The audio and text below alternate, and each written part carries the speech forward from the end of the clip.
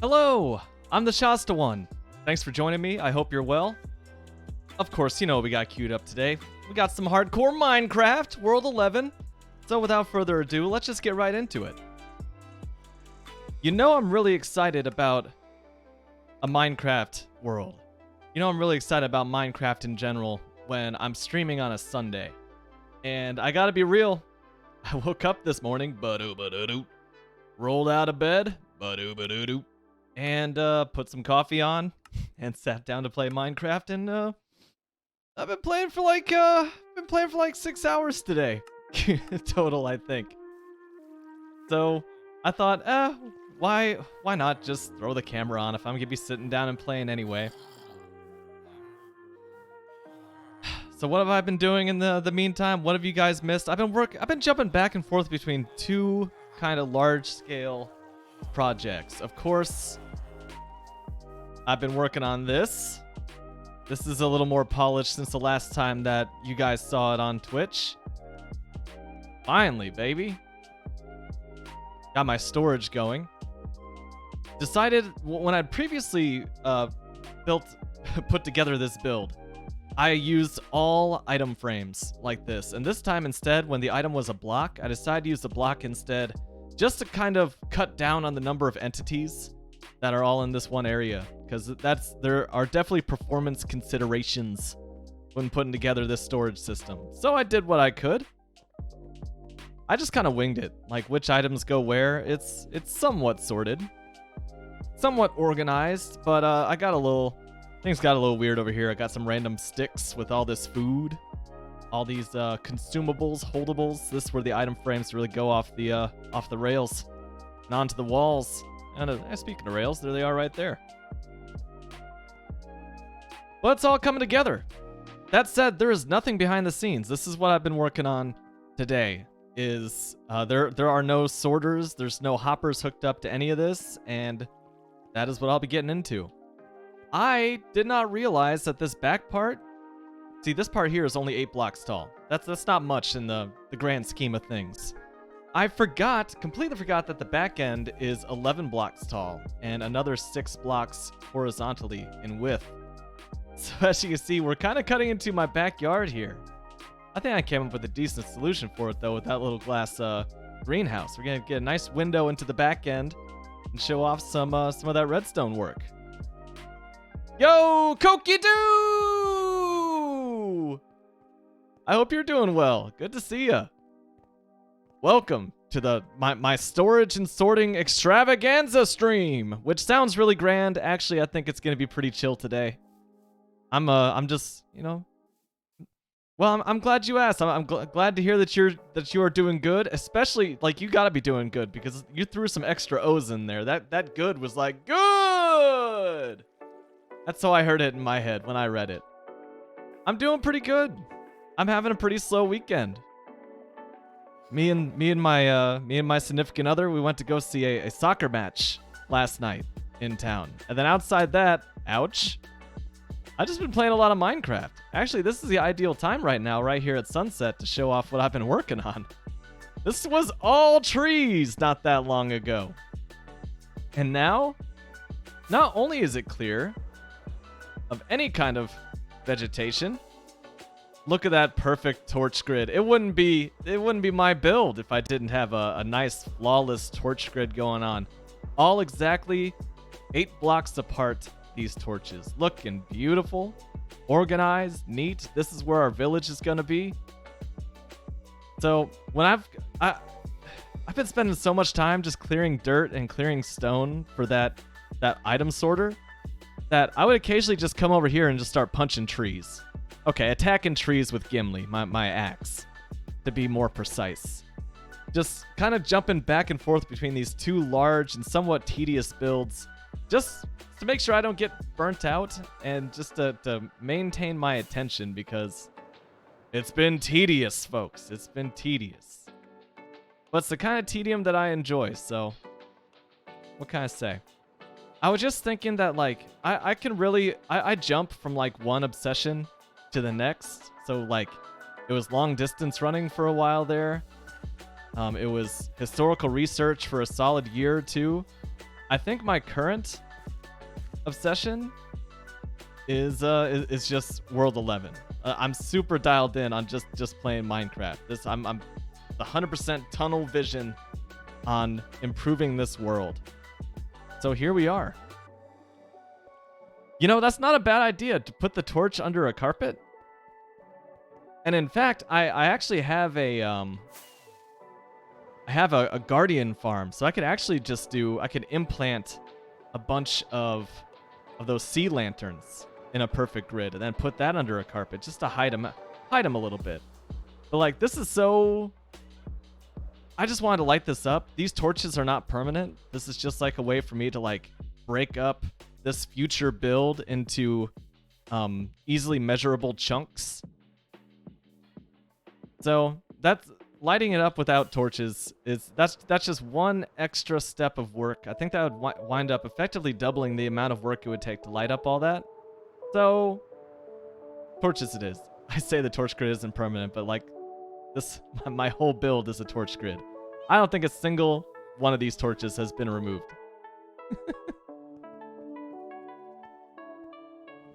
But hey, we'll see. As this world progresses and I become a better Minecrafter as time goes on, who knows? Maybe I will just switch to a more discreet lighting solution. I would definitely like that.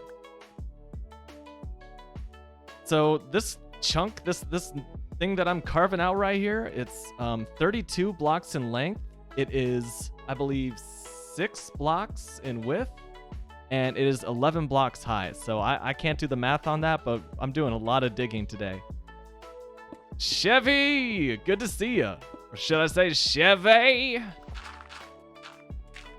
How's it going, man?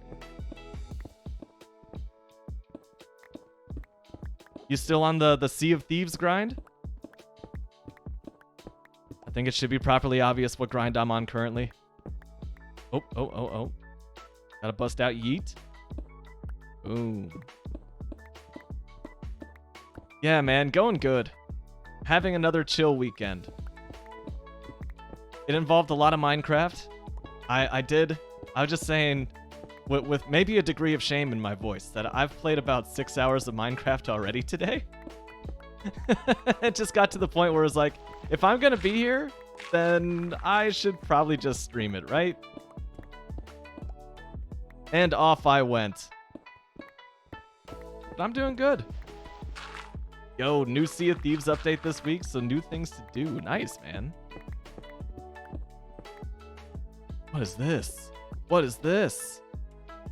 Oh my god, that was just like a sheer drop, and there's an Enderman down there waiting for me? It's a trap! I gotta keep my eye out for that, man. I'm leaving that uncovered, actually, so I actually know where that drop is. Yeah, I might risk, like, falling down it, but I'd rather it be obvious than, catch myself off guard. So here we go. Got, 1, 2, 3, 4, 5. So we gotta dig one more row. Then we got our full width for this side.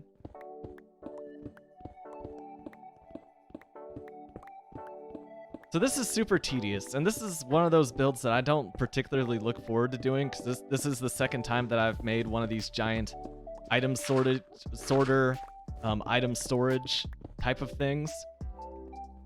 But I think that it's going to be necessary for me to take the next big step in this hardcore Minecraft adventure, where I just don't have to worry about, like, my storage needs are getting crazy.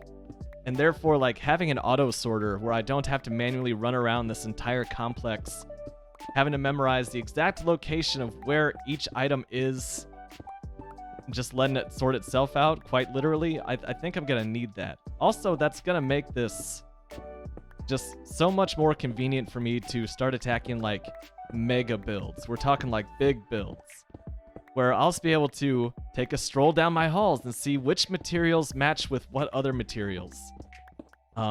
What my exact options are. How much of each item do I actually have, and it's not spread across, like, multiple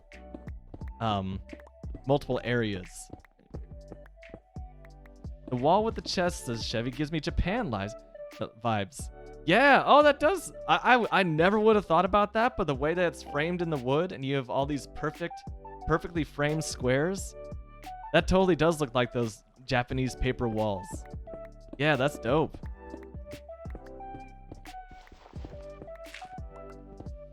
I think once upon a time, Micah Ilberry was showing me a Japanese build that he was working on. That was very pretty. Now, I've seen quite a few with like the traditional Japanese like curved roofs. And those oh, what are those gates called? They're famous gates. I think they start with an O, 5 letters, like Otana gates or something.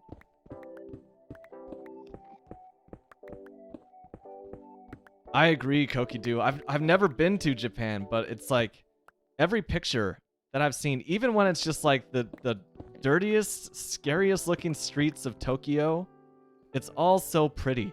Even their dystopia is pretty. Even like this advertisement ridden, you know, just capitalist hellscape in downtown Tokyo is still just, it's kind of picturesque.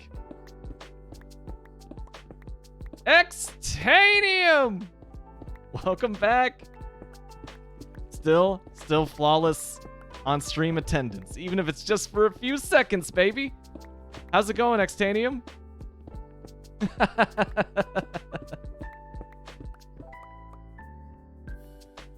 Oh man, Xtanium and Chevy didn't expect to see each other here. I've visualized that conversation as like a Wild West duel. Like you're just walking around the OK Corral and all of a sudden you see your rival. This town ain't big enough for the both of us. Xtanium. Walk 10 paces, turn and draw. Pew! Just me? Okay, yeah, probably just me. What a crazy little drop here. Wow. Yo, actually, my sister is snowboarding this weekend, Xtanium. It's weird. It was 60 degrees, so you're snowboarding with a t-shirt and shorts. Wow, man. Were they piping in some of that artificial snow, or was it just like it was super cold up until this weekend, and you're just able to ride some wet snow, which is not exactly melted off? I don't have that much experience with just regular heavy snow, and certainly not with snowboarding, although I would love to try. Long-time skateboarder. Here's how much time I spent off stream working on this game. That was day 925. Xtanium says there's a lake at the mountain, so they make snow. Oh, that's cool. They just source all the water from the lake. A lot of slush, but on Tuesday it's supposed to snow there. Like, oh, a nice natural snow.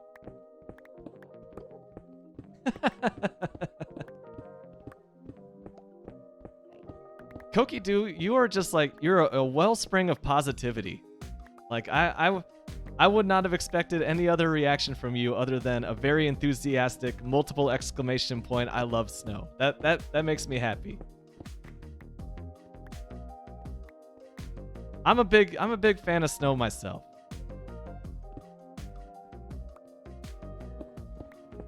Which is funny because like I was born in the great white north of the United States, a place where it gets a lot of snow, and as I grew up and as I've grown older, I have been moving steadily south ever since. So I don't get too much snow.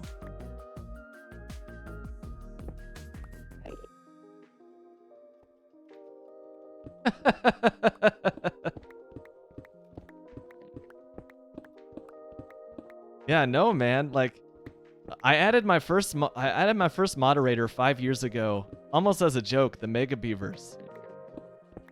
Who he's not around that much anymore. But I added him because I knew him in real life, know him in real life, and I just thought it would be funny that with all my friends stopping by to join, Mega Beavers was like the guy I knew the least well at the time. So I thought it'd be funny to have him as a mod. And I added like Kevin Montana. He's also a friend of mine. I added him like maybe 3 years ago at this point, 4 years. And he actually comes by and chill. You guys might see him in the chat like once in a blue moon. I'm supposed to be digging this out, right? 2, 3, 4, 5, 6.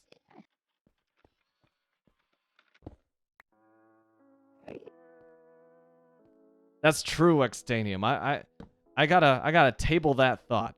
I'm pushing it back to a later meeting.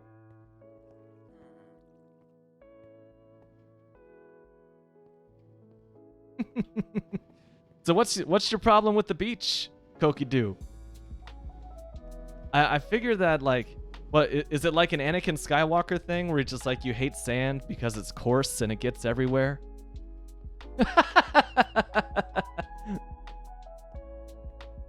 just go through the cockroach story for the 3rd time.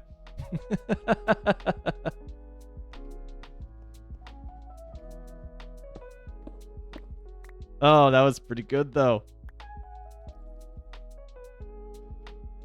I need to highlight that story before it like disappears off Twitch. What's cool is that all of my videos are now backed up on YouTube, so it's not like it's gone forever. That's exciting. But I need to. I'm gonna write that down, just so I don't forget. Make a highlight of the cockroach story.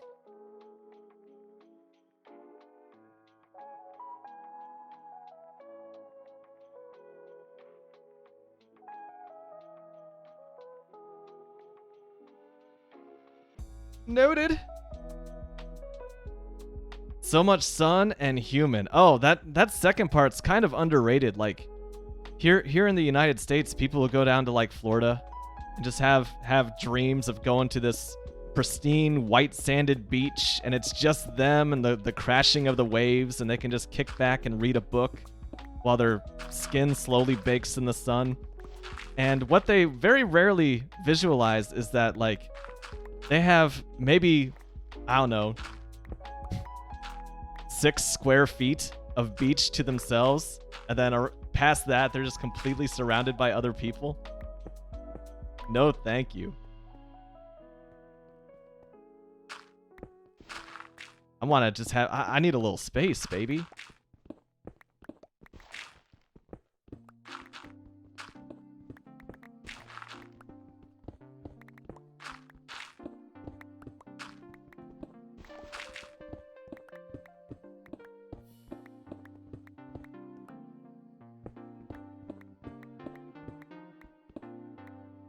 And as far as too much sun, I mean, I think you can tell from the stream, I'm like the pastiest human being in existence. So, I don't think I tan. I just go straight from like extremely pale to just beet red. Yes, Chevy already said what it reminded him of.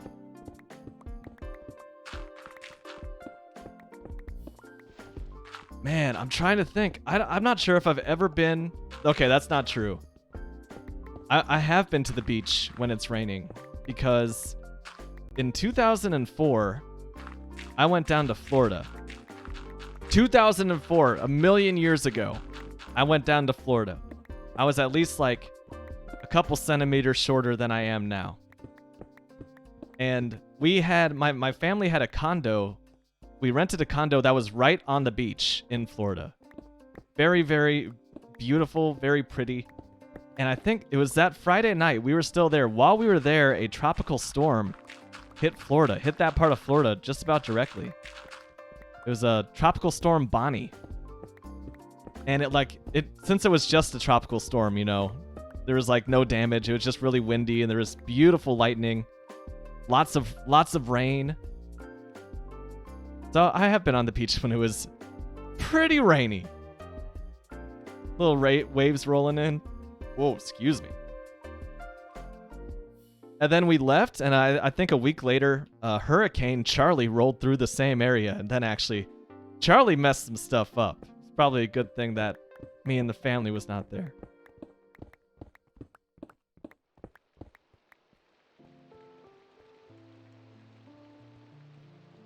Yeah, I think it didn't remind me of this either, Extanium, but when Chevy said what it reminded him of, I immediately saw it. Like, it just, the pieces clicked together in my mind.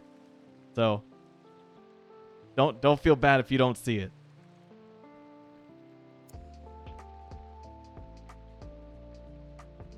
Let's see. We got our... This has to be 11 tall.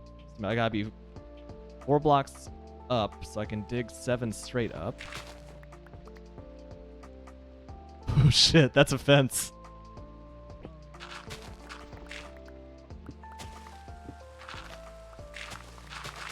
Yeah, Japan, like the Japanese paper walls is what Chevy said it reminded him of.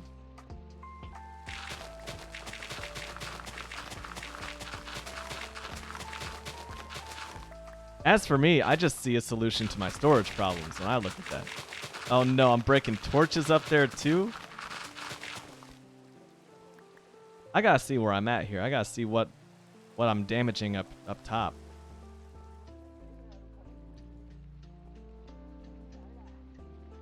Still love the mountain? Big rock, yeah. Like mountain.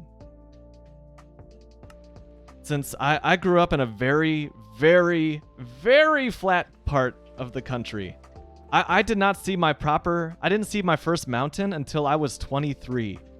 And I saw it from a plane. Like I flew into Seattle over on the Pacific coast of America. And Mount Rainier is about 60 miles away.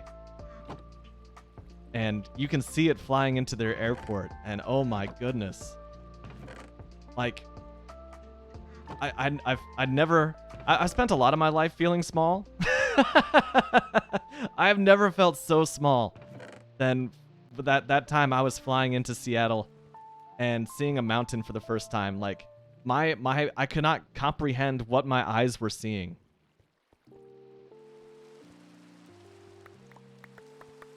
Oh, we're definitely getting some. This is a performance hit for sure right here, dude. I'm how many frames per second is that? About 30. Dude, I'm hella short. I am shorter than the average American male, pretty easily. I'm about halfway. I'm about halfway between 5 foot and 6 foot. I wish I could translate that into centimeters. I'm well below 2 meters tall. For those of you who are keeping track in measurements, that actually makes sense, as opposed to feet and inches.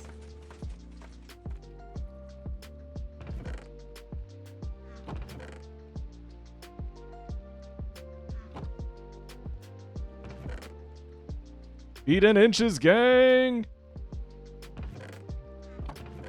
What was funny was that, like, back when I was a single man, back in my Tinder days, I put my height on my profile. Just like, I'm gonna be upfront about this because, you know, some people find short dudes just that kind of to be a turnoff. I get it. You like what you like. And so my favorite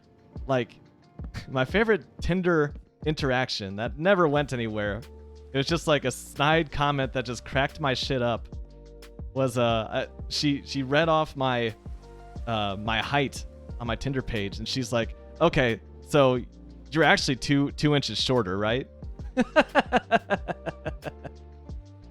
And that just cracked my shit up. Like, no, being real with you, I'm actually that short, but not as short as you think, apparently.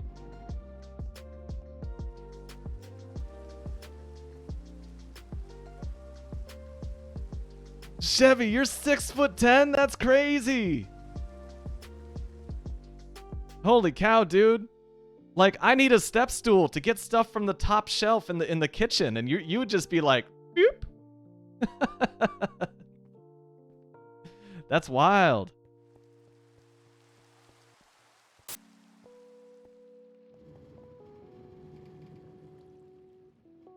Yeah, I've heard that. At least I know that that part of the world has that reputation of being pretty tall people in general. And despite the fact that one of my grandmothers is 100% Norwegian, I clearly didn't inherit any part of that 25%.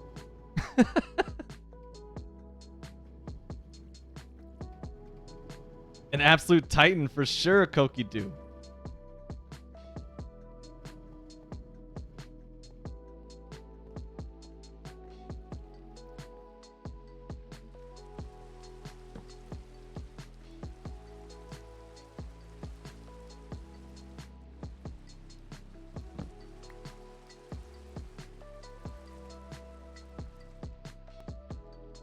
cut out that rain a little bit. Also, I said I wanted to see exactly what part of my above ground I was tearing up. I think I have a pretty good idea. It should be a strip of land just outside my fence. There's the fence. Running over towards the creeper farm. And oh, yeah, that appears to be correct. Okay, that's not bad. So 7 blocks up. So 1, 2, 3, 4, 5, 6. Oh, we there. I cannot talk. We actually have to. We're gonna fill this in a little bit, just to make this work, and that's perfectly okay with me.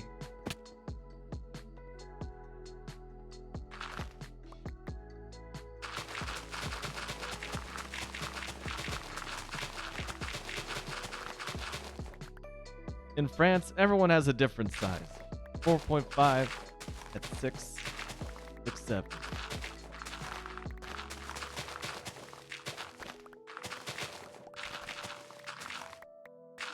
Okay, so that makes a little more sense. Like, I saw 6.10 and I thought like 6 foot 10 inches, like approaching 7 feet. I was gonna say, Chevy, man, the NBA is gonna be interested in you.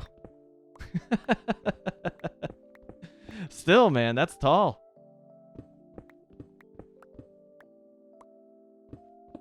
I have a brother-in-law who's like 6'3". Truly a giant in my very, very short family.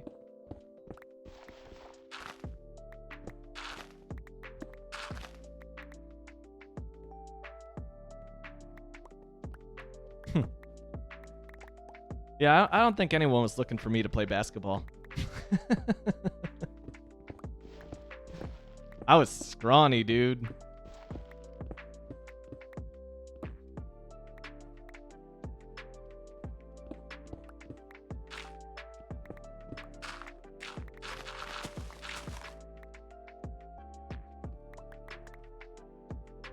So much of this exposed to the outside world. I didn't expect to be seeing this much sky while I'm working on this stuff. Mostly lifting beers. My dude. So, the soccer game that I went to last night, football for, once again, those of you in the rest of the world, it was our local professional team playing against our local college team. So, of course, the professionals won 4-0. They just swept them. But part of the appeal was that it was $2 beer night. So I wanted to go, 1, for the $2 beers, and 2, I wanted to watch other people after they got in deep enough into the $2 beers. I wanted to see some extremely drunk people getting rowdy at a soccer game. I was very excited at that proposition. The $2 beers were Pabst Blue Ribbon, which is like your standard, like cheap American Pilsner. Just like, I didn't expect anything like super pinky out, but I haven't gone out of my way for a Pabst Blue Ribbon since I was in college, and very, very, very, very, very broke. But it was fun. I got a nice buzz going on. Zeta very graciously drove me home. I think drunk people are funny. Drunk people are they're funny if you can get away from them. Yeah, exactly. They're funny if you can get away from them. If you have the option of escaping, it's great. But if you're like stuck in a car with someone who's drunk, or if you're like at a place with someone who is drunk and you're not, then like the amusement starts to go down a little bit, because drunk people are a little much. Did you really, Chevy? Dude, I couldn't do it. Like, when I drink, I've drank on stream before. And I've even had a couple where I was like, I had like maybe three beers on a stream, which beers hit me pretty hard. And I wouldn't be able to do it. I clam up. So the first thing that happens when I drink is that like I immediately start slurring my speech. It doesn't matter if I just had my first whiff of alcohol. I'll just immediately start messing up my speech.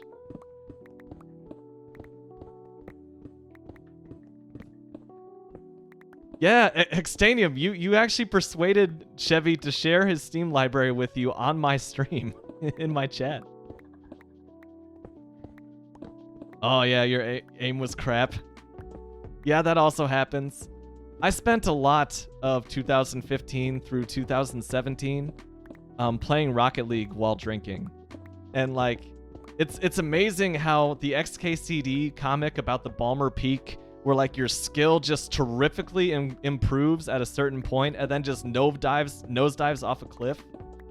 I definitely experienced that with Rocket League, where I would get relaxed, but still have like full, you know, mental faculties and control over my muscles. Everything's nice and coordinated. Scoring goals, making it look easy. And then like 2 matches later, I just can't even put a car in the ball. It got bad. But it was a lot of fun.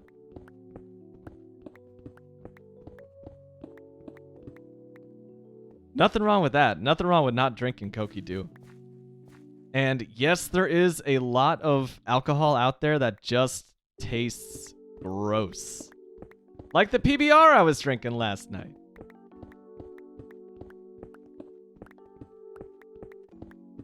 That's true. 16 over in the Netherlands. That's wild. I think that there's parts of the US where like you can drink as a minor if you're in the presence of your parents or you know, or legal guardian. Yeah, driving here is 16 and you start getting you go through driver education at 15, which means that you're driving around with a temporary license at the age of 15, but there's always like an instructor in the car with you while you're doing that.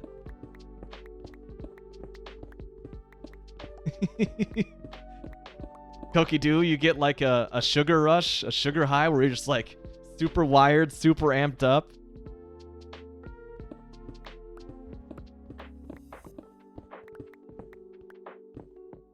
There was one time when I was a kid, we had a pool in our backyard growing up, which was awesome. And you know, my parents thought it was awesome too. They would throw like pool parties, have their friends over, and of course like they would have some drinks to go with it. And this one time, my parents made punch. They made like a fruit punch, and they just put it in a your standard pitcher, like you would put lemonade in or tea. And I was just strolling through the kitchen like 10, 11 years old. And I thought, oh, we never make Kool-Aid. This is the coolest thing ever. I'm going to pour myself some. And I poured myself a full glass and I just chugged it because I was coming in from outside, like the front yard. I was super thirsty and there was something off about it. And I could tell that there was something off about it, but I'd never had alcohol in my life. So I was just like, okay, whatever. And then I was pretty drunk. It's not good.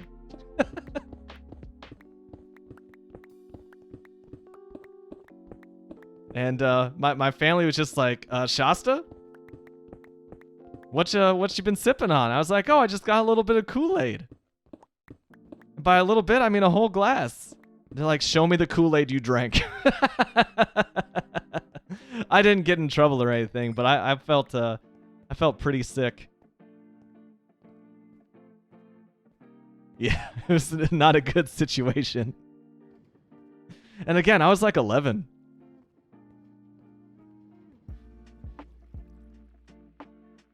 But after that weird scenario, like I didn't even touch alcohol until I was pretty deep into high school. Man, I made this nice, beautiful window, and I didn't even think I'd have to dig it out. Oh well. 1, 2, 3, 4, 5, 6.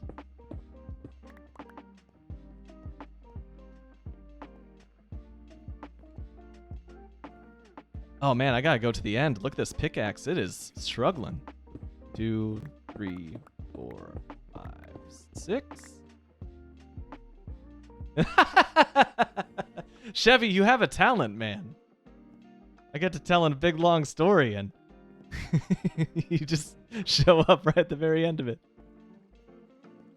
basically, like, I had a pool in my backyard growing up, and my parents threw a pool party, and they made, like, this hard Kool-Aid. It was like a fruit punch with a bunch of vodka in it. And I was like 11 years old. I just saw Kool-Aid and thought, man, that would really hit the spot right now. And I drank a full glass of this hard Kool-Aid at 11 years old, and I got pretty uncomfortably drunk. Oh, gosh. Okay, that's concerning. Where did that guy come from?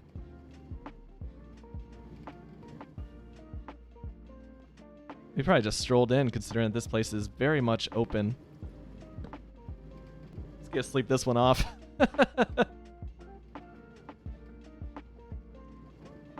Oh no, Koki do. Yeah, like, so there are some alcoholic beverages out there that, like, they try to cover up the taste of alcohol. But alcohol just by itself is such a strong taste that, like, you can't hide it. You can't mask it.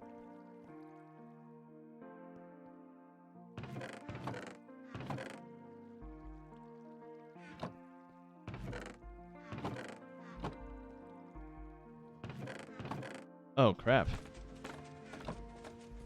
Well, I'm already out of dirt, or places to store dirt. I must have left these here for a reason. What if we just do one of these numbers? Middle click the dirt. Genius! Store more dirt there.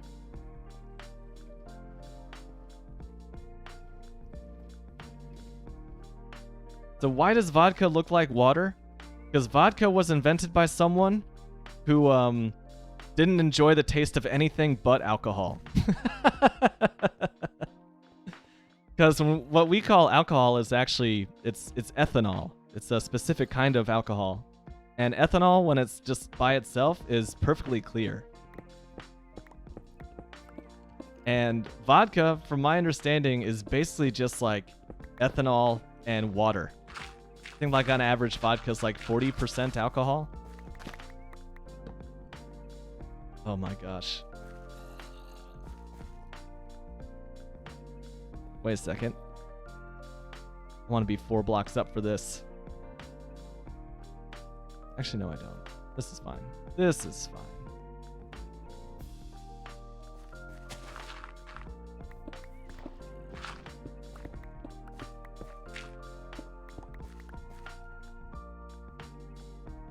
I mean, put a guy on the spot, Extanium.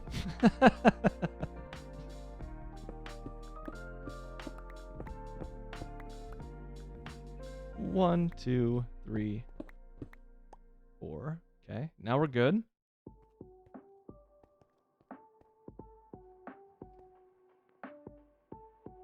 Ooh, that's a good question. What is my favorite candy? So I don't typically go out of my way for sweets. Like, I'm not big on sweets.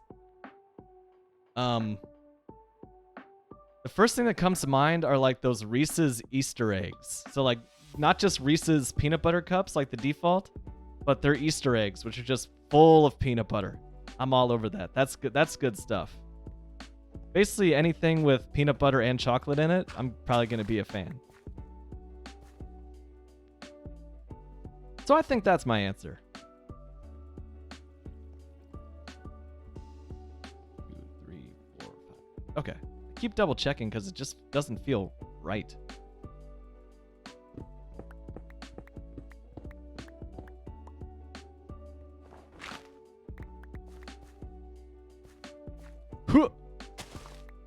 Dude, I mined that out of the air. This shovel's good.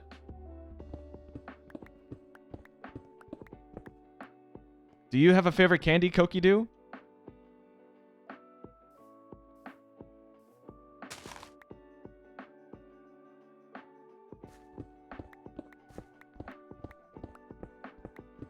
Oh, yeah. Gummy bears. That's the stuff. I don't even know if it counts as candy. It's more, it kind of, it's not candy. It's more of a dessert. I'm thinking of paletas, which is like It's like a Mexican popsicle with like whole pieces of fruit just floating around inside of the frozen popsicle. And they put a little chili powder on there, like red chili powder. And oh, that's so good. I could go for one of those right now. This is one of the rare streams where I started streaming and I'm not hungry. And my mouth is still watering thinking about those paletas. Mmm.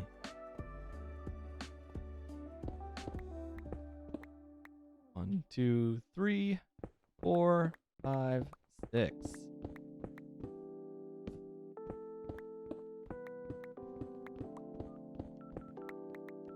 Nice. What else? I mean, Three Musketeers is a pretty good chocolate bar. I kind of like that one's mouthfeel. It's like super creamy.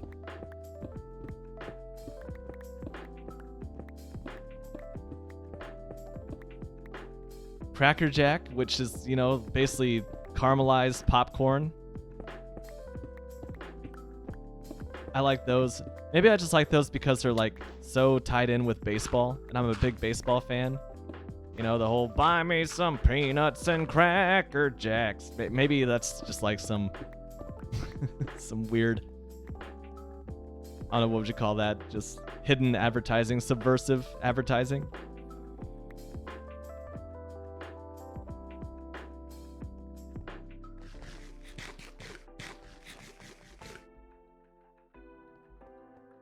Yeah, maybe that's why I don't eat a lot of candy in general. It's just because over here, the candy is basically just sugar bombs.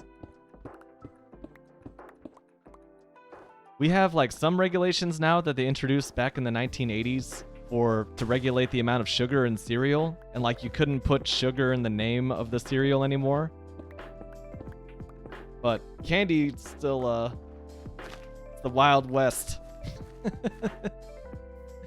We're free to, you know, choose whatever unhealthy thing we want to throw into our bodies. For some people, that's their definition of freedom. 3 sugar rushes. Oh my god, like your blood sugar would have to be, it would look like a roller coaster if you graphed that out. It looked like those hills the mountains I was so fascinated by back in the day.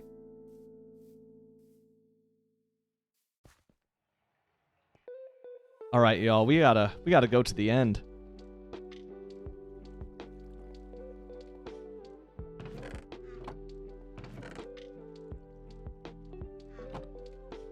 This is why I want the auto sorter, so I don't have to do what I'm doing right here, which is just hunting around for chests. Trying to see which one is full, which one's being worked on. I was thinking the same thing, Chevy. It's like Extanium's never had a sugar rush because his default energy level is just like all the way up here.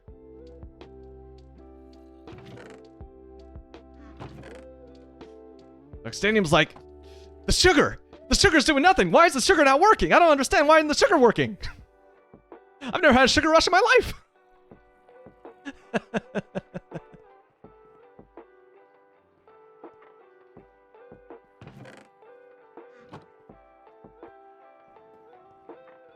That was me after my first cup of coffee ever, man.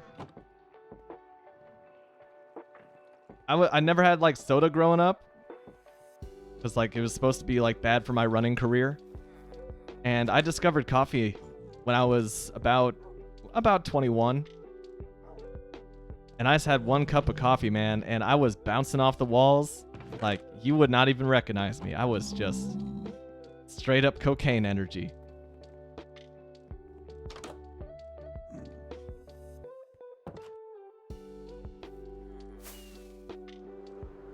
Again, Extanium, I don't think you need coffee, man.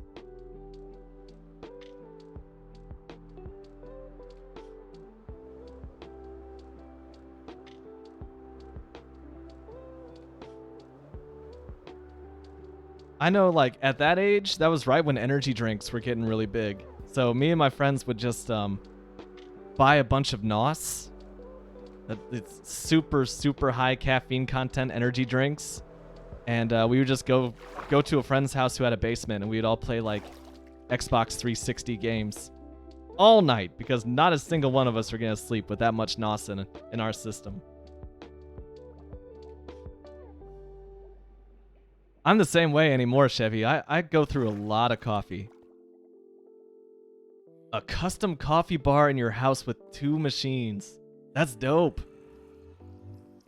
Man, if Micah Ilberry was in the chat, you guys would have one heck of a conversation, I think. He is a huge coffee fiend. Fiend isn't even the right word, because like he's a coffee scientist. To the extent that he just recently launched his own coffee company.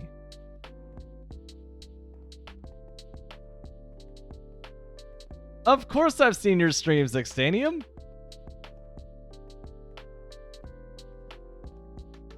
And you know, yeah, you definitely got this vibe in the chat. Close to 20 a day? Bruh. Okay, that's gonna be loud again. Brace yourselves. Woo!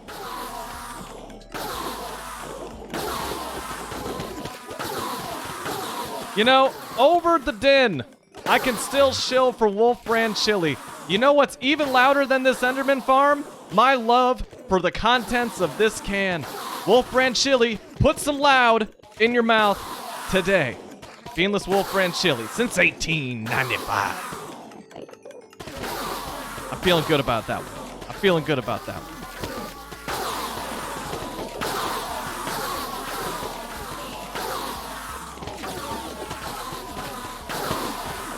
I can't even hear myself think right now.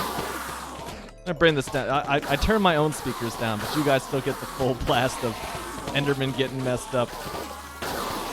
Oh, that pickaxe is almost back. And it is.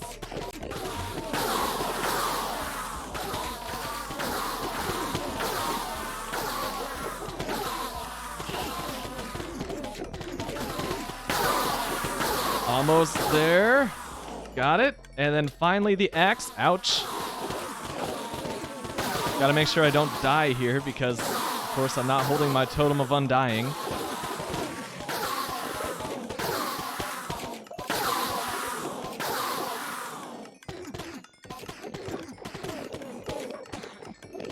Almost there. Boom! All right, we are good.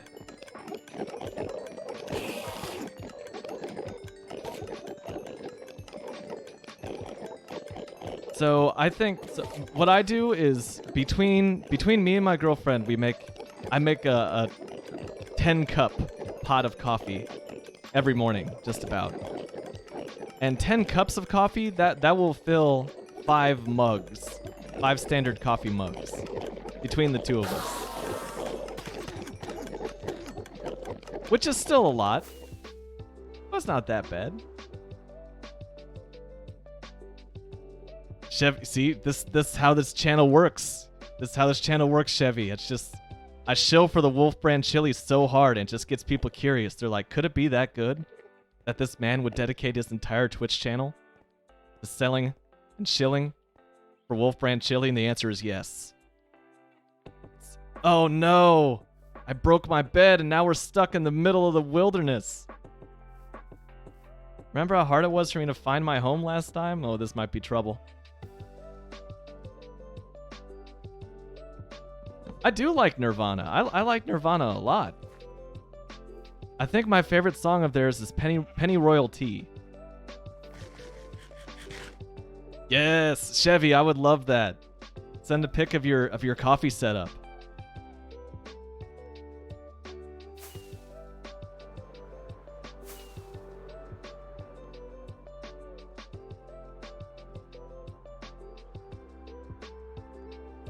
Yeah?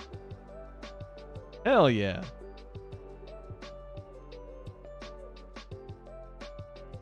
Yeah, I can't say I'm obsessed with Nirvana, but I definitely know like their big hits. I love what wound up being the last song they ever recorded. It was You Know You're Right.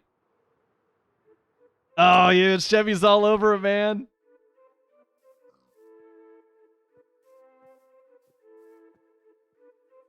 Heart-shaped box is also really good.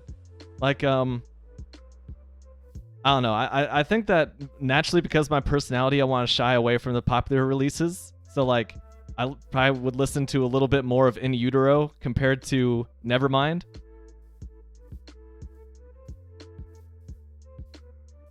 Yeah, dude, You Know You're Right is just, it's I just love how like it all just kind of falls apart towards the end of the song. So good. Also, like, that's a crazy story of how that song got released. Because like, Courtney Love wanted to be on a single disc greatest hits and be released on there. Where like the rest of the band, Chris Novoselic, or however you say his last name, and Dave Grohl, they wanted to be released as part of a box set. And these two parties could not agree. And finally they released it as part of the blacked out Nirvana Greatest Hits collection, which is how I came across it. And just like Dave Grohl's drums, he and I were both drummers, so you know we're basically the same guy. No, we're both drummers, so we're also both drummers who based our style on John Bonham of Led Zeppelin.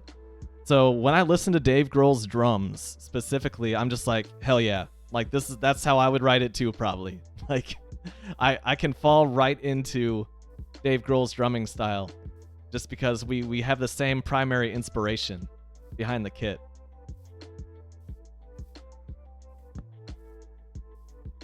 I just love the whole grunge movement, really.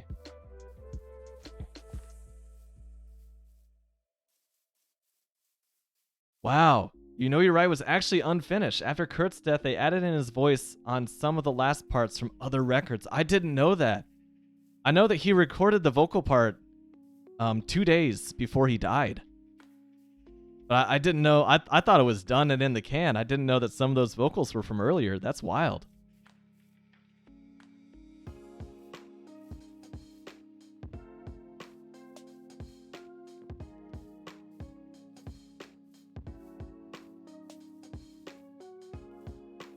What I love about Nirvana is how the 80s popular music, right down to like the hair metal, was all so polished and so clean, and it was all about just, so much of it was all about just seeing how much of humanity you could remove from a song. Just like have all of the drum beats like perfectly in time, all the snare hits compressed all to hell, you know, how tight you could get the vocal harmonies. It was all just so robotic and empty and soulless, and I understand all that technology was new, and it was surprising, and it hadn't been heard before. But then Nirvana came along and just threw all that out the window. And it's not like they came up with that sound. It was popularized by earlier bands. Like, I know Kurt Cobain idolized the Melvins, but they were the ones who brought that to the popular consciousness, and really just MTV and the MTV generation just changed the moment that Nevermind was released. It's crazy.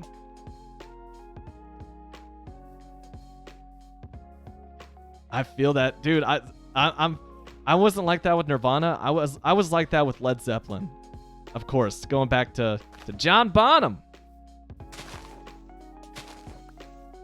Oh man, I thought about asking your opinion on that, Chevy, but I didn't want to. It felt predictable. That feels like the predictable angle with conversations when talking about Nirvana. I want to focus on the music, baby, but there's always that lingering question of, so do you think she did it?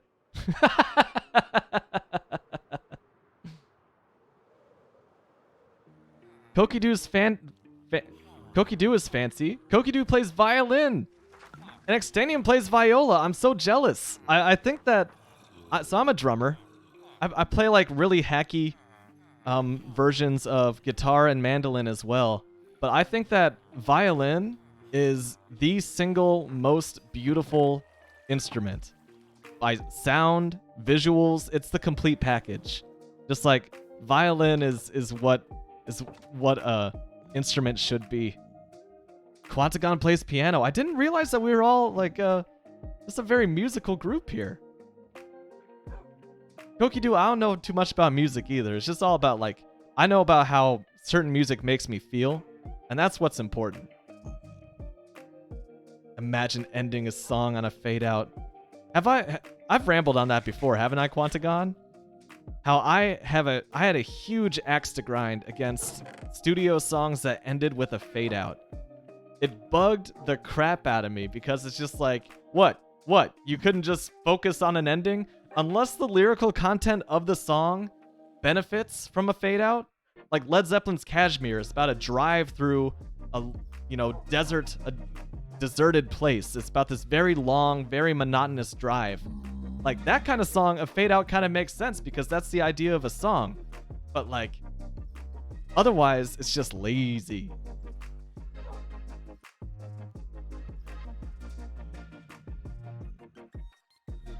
Chevy plays guitar. Can't really read notes or sheets. Mostly play Nirvana songs. Yeah, me neither. I can't read. I cannot sight read treble clef or bass clef. I could a little bit of bass clef back in high school because I also played tuba, a little bit of tuba. So there was a time where I could read a little bit of music, but for the most part, it's just like, okay, show me the chords, and if they don't include an F, then I'll be able to play them. If they include it, if I have to play an F, then I'll just find another song to play. Ain't nobody got time for that.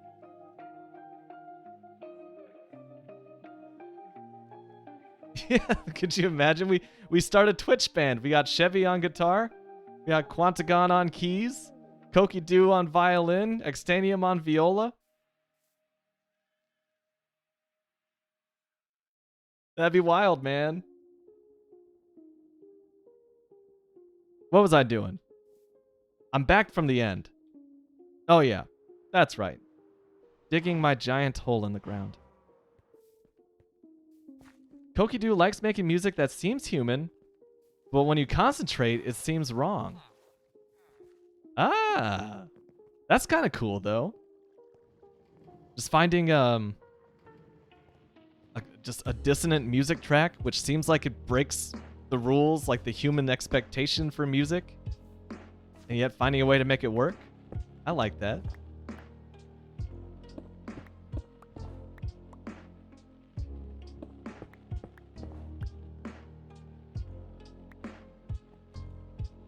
For me, it's like either the song has to have outstanding lyrics, which sound genuine and sincere, and I really vibe with, or it just has to move me. Like I have very basic expectations for like what I would describe as a good song. It just has to move me. It has to affect me emotionally in some way, whether that's through the lyrics or through the music. Quantagon's been freestyling the piano for a long time, until recently. He actually started practicing with just a tiny bit of music sheet. Nice, man. Oh yeah, Fender Jaguar. And it was the Kurt Cobain signature too. That's awesome, dude. Man. Well, musical instruments are expensive. You would not believe the number of people that I've had conversations with that are like, you can hear the regret in their voice, but it's like they just had to do it. They had to sell their musical instrument because it's just a lot of money. It was pretty. That Fender Jaguar, it was like a turquoise or a cyan, like a blue-green kind of mix, if I'm remembering right.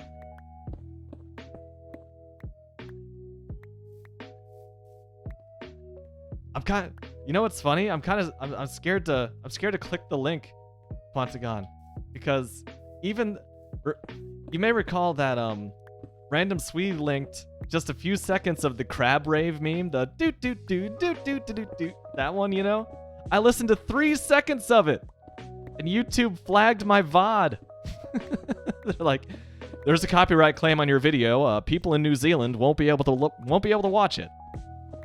An entire island nation is cut off from my archived YouTube versions of my Twitch streams because I listened to 3 seconds of crab rave. That's wrong. I'm not actually that worked up about it. I was kind of fascinated by it. There's the brown sunburst color. Okay, I gotta look this up.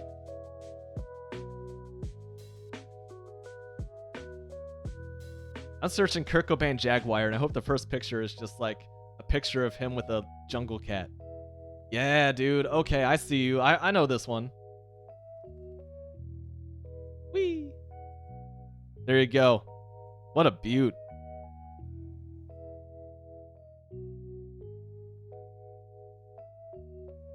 Yeah, is that like a tobacco sunburst? I think is what you described that finish as. See, here's the one that I was thinking of. I was thinking of this one right here. That's cool, man.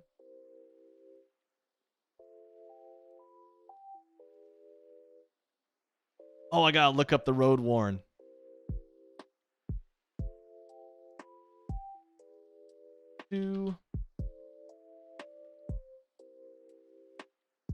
Road worn Jaguar.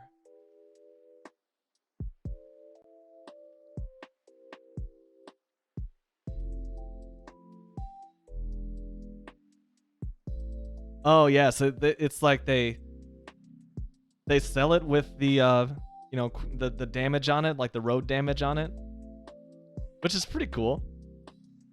Because like that's how any touring instrument gets. You can take at least when you're the one handling your own instruments. You know, once you have like roadies in a nice padded case, you're probably in pretty good shape. Maybe I'm just saying that to make myself feel better about all the little dings on my drum set, my friends' guitars. Yeah, write down that is amazing. Just write down to the exact damage that his own guitar had taken. Where is New Zealand? New Zealand is a couple pretty large islands to the east of Australia.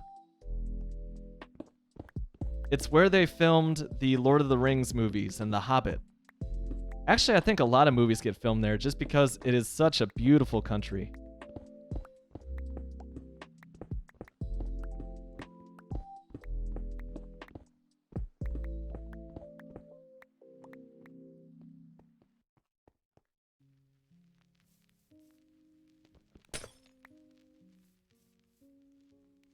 Let me see. I actually just bought my first electric guitar a little over a year ago, like a year and a half ago. And it is a South Korean knockoff of a Gibson E335, like cherry red. It's a semi-hollow. So it's got like the F holes on the side of it. Just very much like a classic blues or like early rock and roll looking guitar.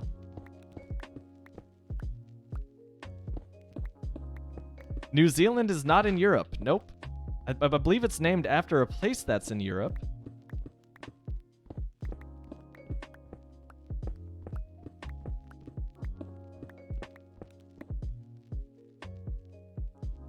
Was there activity in the Discord? Oh, there is.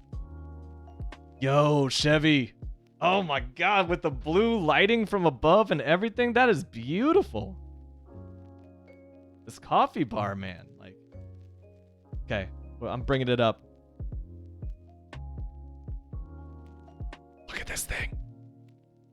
Look at this thing. Oh my goodness. I suppose I probably should have asked your permission to show this on stream, but what a beaut.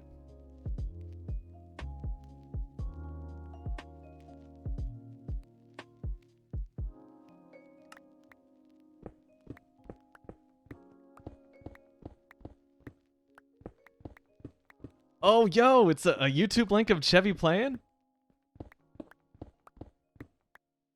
Oh, that's tempting.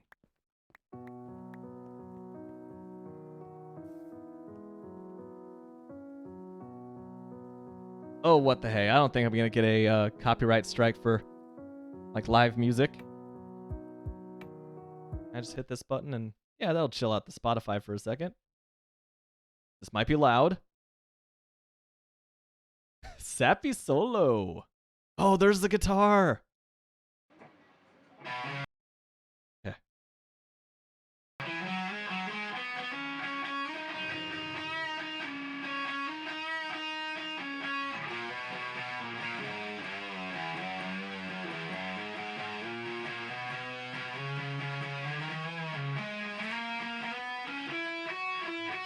Yeah.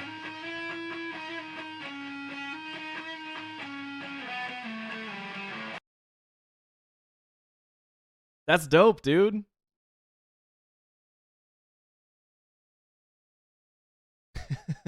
my YouTube right now, I don't know if you saw like the suggested links or anything like that. It is all just either music or Steam Deck.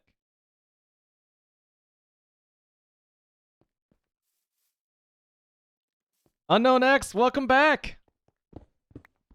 Hope you're doing well. I think at the moment we're mostly discussing music, and I'm continuing my efforts to mine out all this space I'll be needing to add hoppers to add sorters to the back of my storage chests here.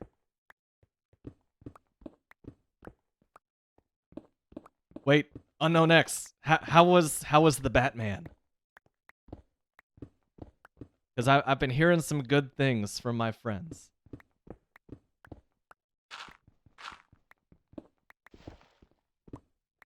The storage is coming along. Actually, let me get on the other side of it so I can show you exactly how much it's coming along. So I have all of my items, not quite all my items. I have about 90% of my items moved in here. So I got this much. And as you can see, like, it's starting to run into the overworld a little bit.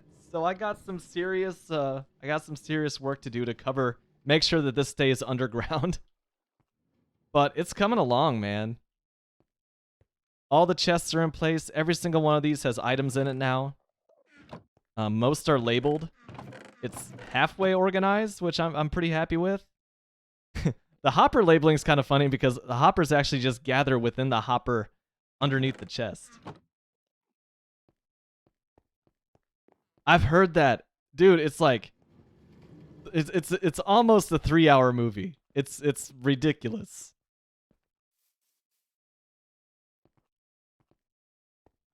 Yeah, exactly. Doing a little bit of terraforming. Alpine was here, like his face might just twitched a little bit at the hearing the word terraforming.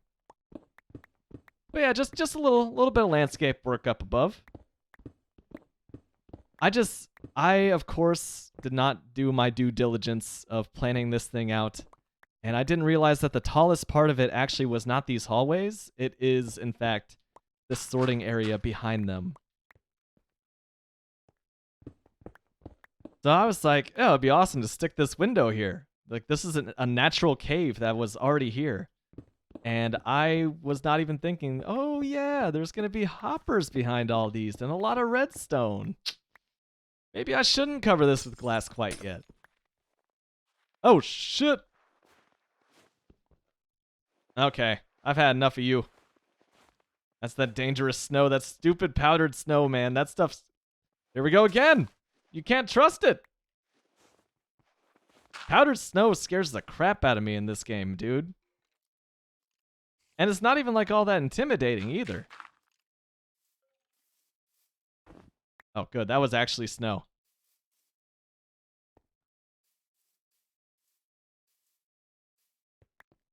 Yeah, well, the redstone for this particular one's not too bad because basically it's the same 1-block vertical slice, just repeated about literally 1,000 times. So once you just do one of these, the redstone for one of these, you basically have the redstone for the entire build. It's just the redstone's just there to make sure the sorter works as expected.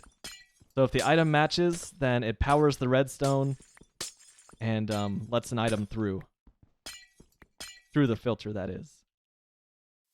There more powdered snow, man. This stuff is gonna be... I don't know if it's gonna be the death of me, but it's gonna keep my heart rate high. Oh yeah, we can... Is that louder than usual?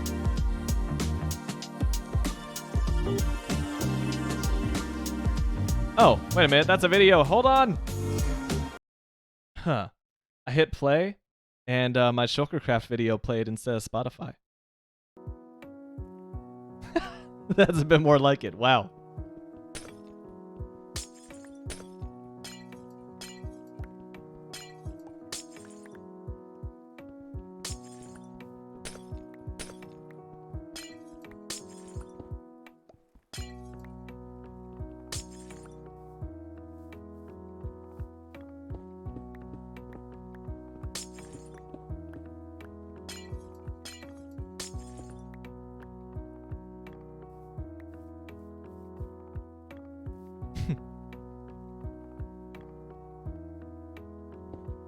I was just thinking that there are quite a few videos of me playing drums on YouTube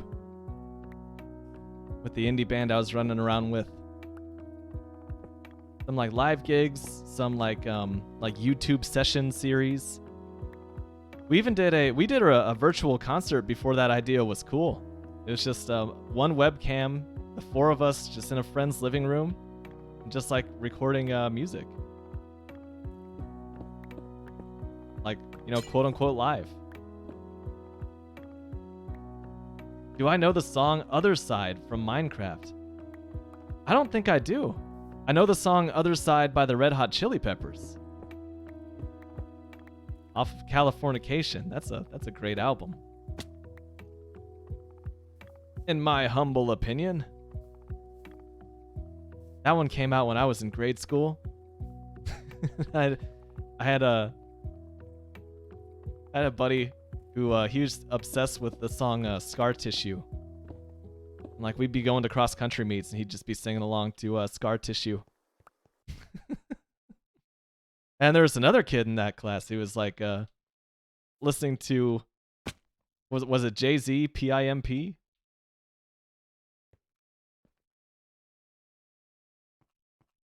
Which is hilarious. You know, just imagine just a grade school kid singing along to a Jay-Z song.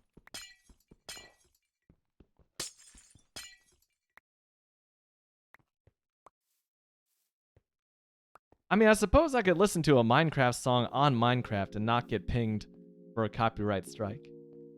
I don't think I've actually seen the Other Side music vid. But I bet, I mean, it was 1999. That was peak edgy.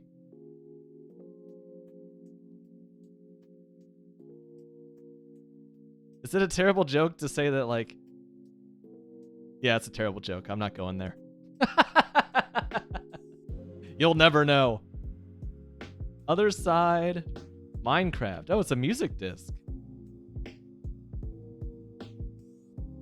Oh, so this is not C418. This is the new, the quote unquote new. I think she's been contributing music to Minecraft since 2018. I'll throw that on there.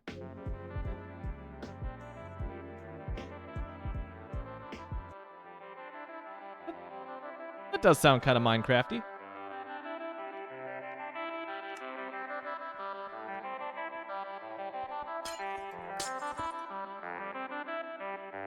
Is that loud? That might be a little loud. No, I think it's good. Dang, that's a groove.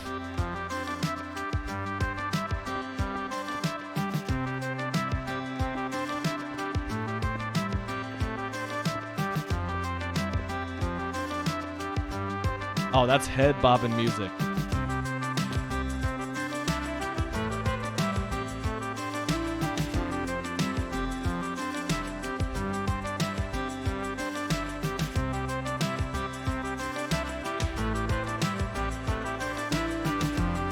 Yeah.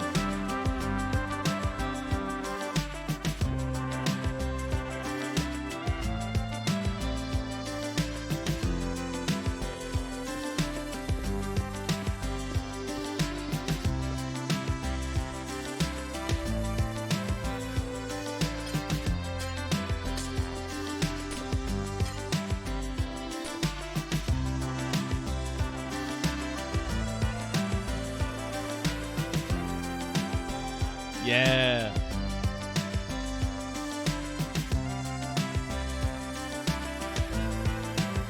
I gotta find this music disc. Wow. Whoa, what was that?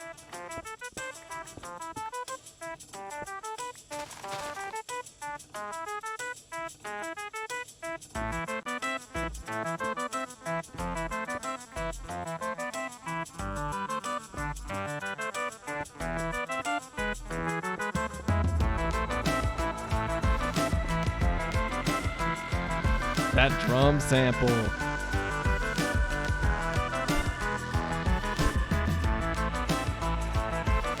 That's a two-handed drumstick sound right there.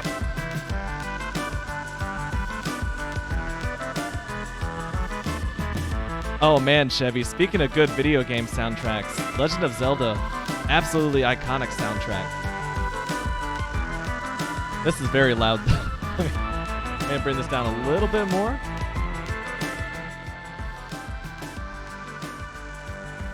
So the only Zelda... Oh. Fancy. Yeah, no, fancy Fancy bitch. Whoa! So All fancy, bougie and someplace- shit. Unknown X, dude. Thank Nice. you. Thank you for the 5 gift subs. That's Fancy amazing. Bitch. So All fancy, bougie and someplace- shit. The Quantagon to Elfin, Ruby Cats, Random Sweet, Kevin Montana. Nice. I should actually. Fancy. Yeah, no, fancy. Fancy Speaking of Dave bitch. Grohl, by the way, fresh, So fresh All fancy, bougie and someplace- shit. all bougie and shit. Thank you very I much. should actually. Fancy. Oh, they're still rolling in. Fancy bitch. So All fancy, bougie and someplace- shit. So the only legend. How do I even like Nice. continue after that? Fancy. Yeah, no, fancy, Fancy bitch. So All fancy, bougie and someplace- shit. And of course, there's the Wolf Brand chili with beans. I know you're in that beans camp now, Unknown X. Well, that just shows the beans camp is generous as well. But let me see. I played Legend of Zelda Breath of the Wild, of course, which is just like one. I didn't get it the first time that I played it. I just kind of lost interest in it after a little bit because I was so intent on just moving from point to point, just like treating it like I treated Skyrim, where it's just like, oh, there's something in this direction. Let's go. The second time I tried Breath of the Wild, I really gave myself over to exploration and just like not trying to, you know, low budget speed run the entire game and just like move at my own pace. And that is when I truly understood what that game was going for. And I sincerely believe that Breath of the Wild is a modern masterpiece of video gaming. Just the complete package. It's what open world games are supposed to be. Now that said, after that glowing praise, that's the only Zelda game I've ever really played. I've tried to play Ocarina of Time just because I love its soundtrack. Speaking of just game series with incredible soundtracks. And I didn't want to play Majora's Mask until I beat Ocarina of Time, so I never played Majora's Mask either. And those, I need to go back and play them. I think that either I will play through them on Switch via the emulation, or maybe I'll play through them on my Steam Deck or something. Buy myself a legitimate copy and then emulate it. That's a good reason to hate Breath of the Wild, is that if you haven't played it yet. Like that, I can't, this trash game. Just imagine you just like being a radio host.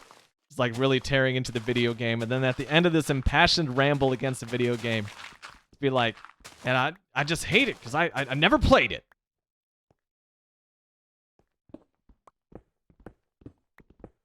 Ocarina, I've heard Ocarina of Time is so awesome. Am I a big story mode player? Like story-based games? Or do you I think that I think Minecraft does have like a separate game that's also a story mode. So I'm not that much of a big gamer in general, really, which is kind of weird to say as a Twitch streamer. But I do like, some people call them walking simulators. Like I really enjoyed playing through the Life is Strange series on stream. And that game is basically like no gameplay and all story.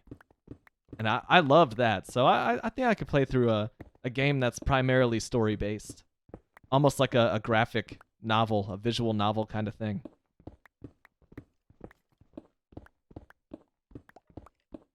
I think that I think A Link to the Past is the one that my girlfriend really enjoyed. Maybe that was Link's Awakening. That is her favorite Zelda. I'd have to ask her.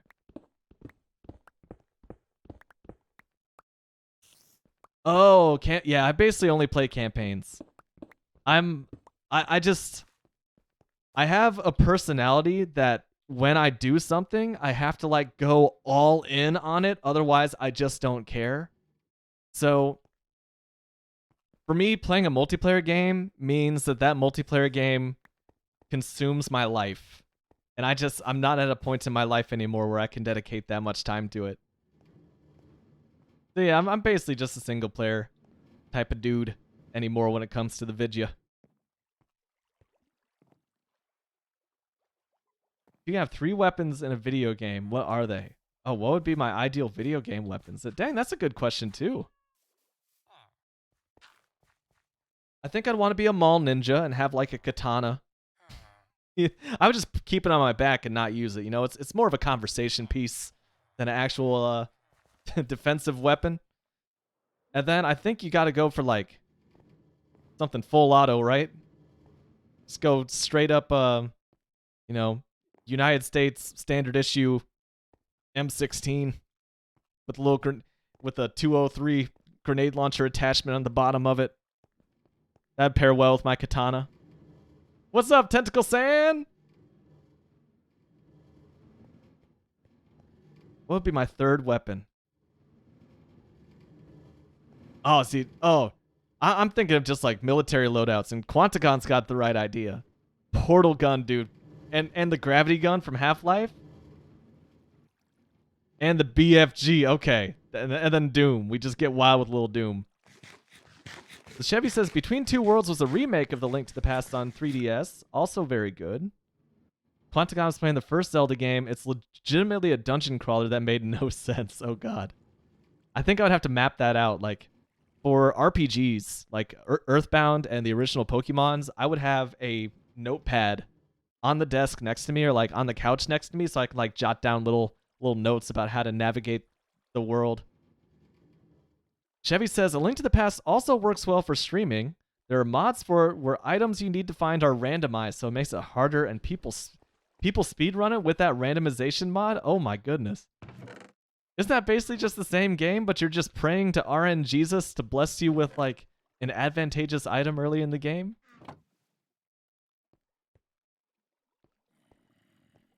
Wow. That's intense, man.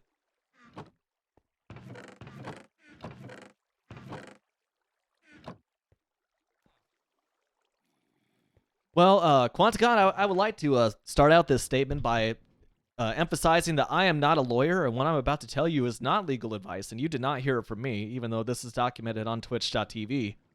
I believe you can stream emulation in the United States. I can only speak for the United States. If you own a copy of the original game and you ripped it off the cartridge and or disc yourself. It's kind of I think worldwide it's kind of still a legal gray area, but Nintendo would have you believe that it's very much illegal. I think they're kind of fuming from all those videos showing Switch emulation on the Steam Deck here recently. But, like, I've streamed emulation before because I have, you know, I've streamed the games that I own. You know, wink, wink. What is this? Oh, that's snow.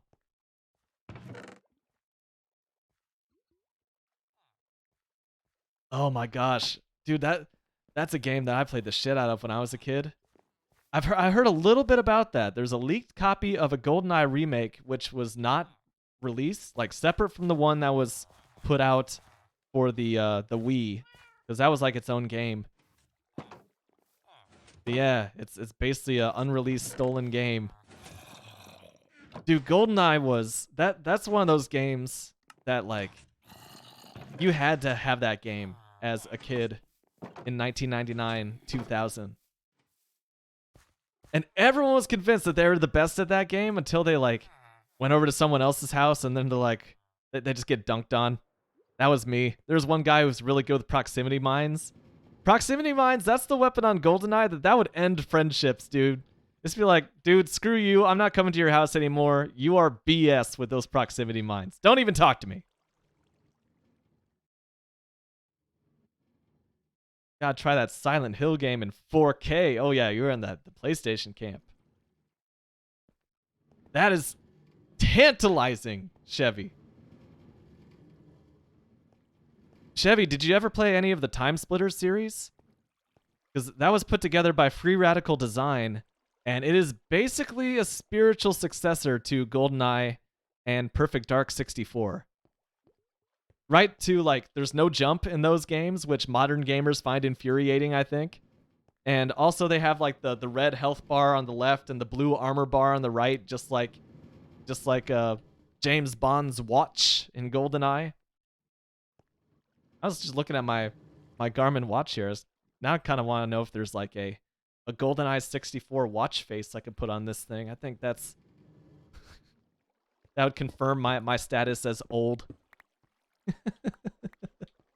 How old is Shasta? Yeah, he unironically has a GoldenEye watch face on his running watch. Yeah, he's old.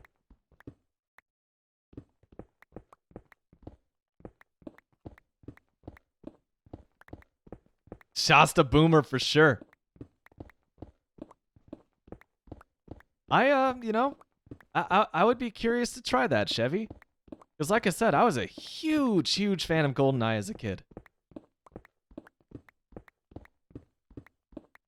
That was like one of the main party games that you had to have. You had to have Super Smash 64, you had to have one of the Tony Hawks, and you had to have GoldenEye 007. And then probably like Mario Kart 64 in there as well. Just to round things out. Just be a little more wholesome. I was never big on Mario Party. Although looking at my Nintendo 64 joysticks today, you would not believe that. You would have thought I played some Mario Party for sure with how janky those joysticks have gotten.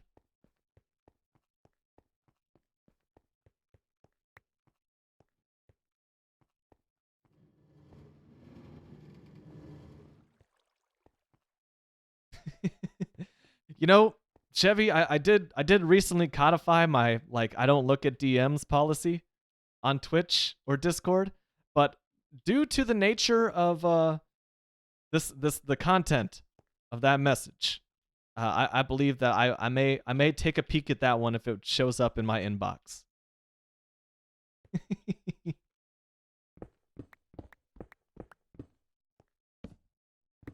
I know one of the big mysteries of GoldenEye 007 was there was like an island across the bay in the first level. The first level is called the Dam. And if you stood on the dam and instead of jumping off the dam like you do to end the mission, you go to the other side of it and there's like this island off in the distance with a little building on it. And people would be like, what's the purpose of this? Is there like, they thought it was like, you know, Pokemon and finding Mew under the truck next to the SS Anne. Like, they thought it was like some crazy, super hidden content. It's like, you know, the rumors about Luigi showing up in Super Mario 64 or Sonic appearing in the original Super Smash. Can I send you some Trojans in your DM, Shasta, says Quantagon? No, man, I'm good. Oh, you don't mean rubbers. Okay. Yeah, I'm still good. I'm good. Thank you. Do not need. Will not check. No DMs. I just don't do them, man. I just don't do them. Oh man, but Facility. I think that Facility is just one of the best first-person shooter arenas that I've ever played. Which is crazy. It's got like 2 choke points that everybody they're just awful. Just absolutely awful. Like 2 doors where it's the only way to get to this part of the facility, quote unquote, you know, this part of the map. And so all the firefights would just happen. You just be camping, waiting for this single door to open, and then you just start blasting. It was some shit, man. That got so real on Facility.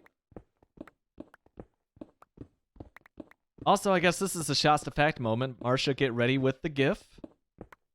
The multi-objective system that they had set up for GoldenEye 007 in the campaign, that was inspired by Super Mario 64 and having multiple stars on each level. Marsha, Shasta fact moment.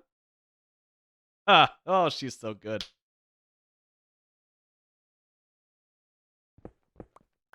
Yeah, I'm basically these are all Nintendo 64 games. Unknown X.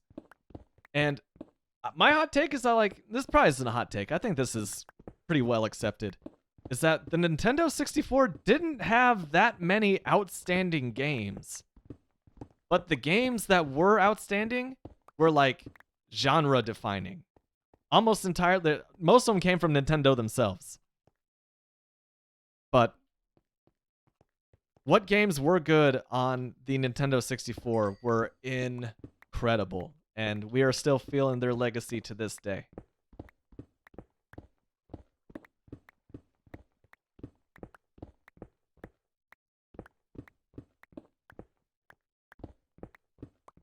Chevy says, what's also fun, you can use a button to load between the versions, and it instantly goes between the original and remaster. Dude, that was one of my favorite features of the Halo remasters that they released a few years ago. Is that you could just push the select button on your controller, and bam, you're suddenly back to 1999. Because me, I was like, well, this doesn't look that different. And then you switch back to the original textures, and it's shocking. Because, like, Halo in particular, when I first saw Halo, all I had was a Nintendo 64. The original Xbox was a whole generation ahead, and it had more graphical firepower than both the GameCube and the PS2. And when I could look down at the grass on the Halo itself and see a picture of individual blades of grass, I thought, oh my god, video game graphics have peaked. I can see grass. And I just thought that Halo 1 was just like this incredible leap forward aesthetically. And then now, 20 years later, I go and play the remaster, look at the original textures, and I'm just like, ah! Don't touch me, leper! Just gross. That's cool, man. I'd like that it has that feature, Chevy. And I'm not saying that I'm gonna check that link because I don't check my DMs, but if I happen to if I happen to just peruse any links that may be there, I'll have to let you know what I think. What is this? Am I in a cave now? What? Oh my goodness. Okay, I'm actually gonna dig up. This might be a cave I recognize. It is. Oh my god. Whoa. Oh, I know where I'm at. Yeah. This is not quite perfectly lit up. So I ran out of torches last time I was in here.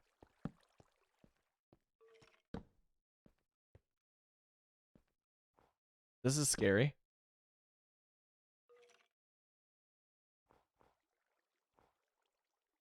I don't want things to spawn, so I'm gonna risk it.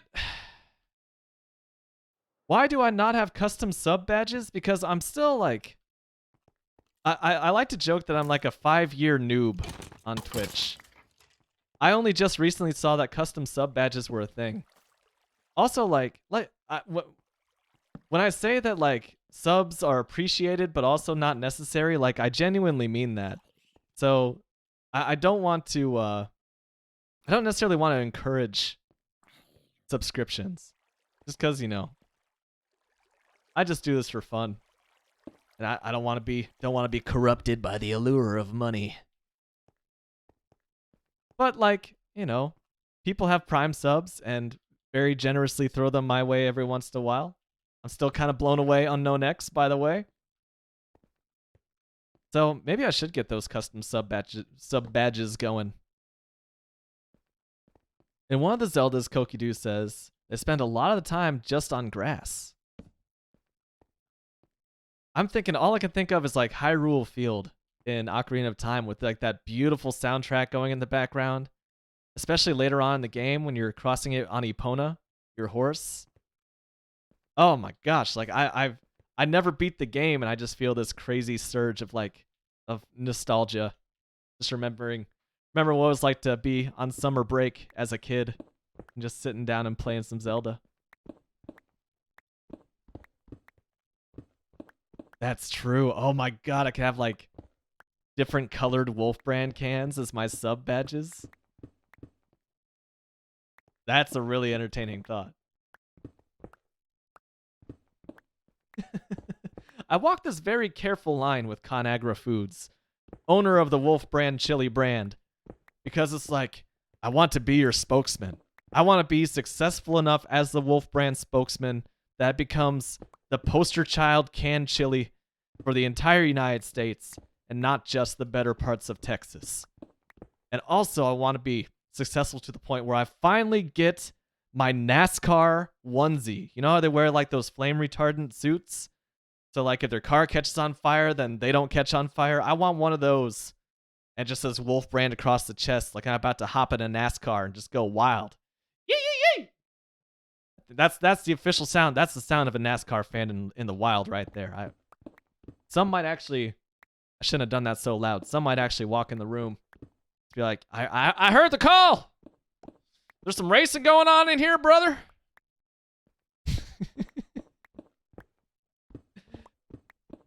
If you want, Kokidu says, oh, that's true, because if y'all haven't seen some of Kokidu's art, it is fantastic. You can actually see it on the official Shasta 1 Discord every once in a while.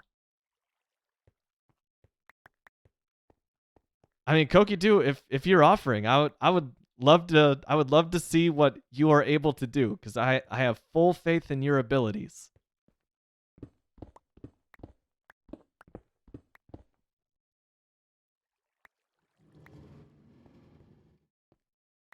It's always so wild when, like, for example, when Micah makes additions to the Shasta X32 texture pack that I'm using in Minecraft here. Like, part of me is just like, oh my god, like this is so generous, and you spent your free time making this for me, and I don't know, I cannot adequately express my gratitude for that kind of generosity and just goodwill. It's amazing, really.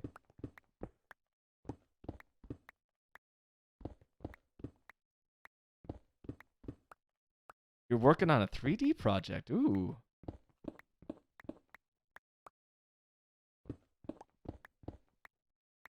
Yeah, definitely prioritize. Excuse me. Definitely prioritize your other projects, but like I said, it'd be really fun to see what you put together. Well, that was real snow, not the powdered stuff. Just like mashed potatoes, give me the real stuff, not the powdered stuff.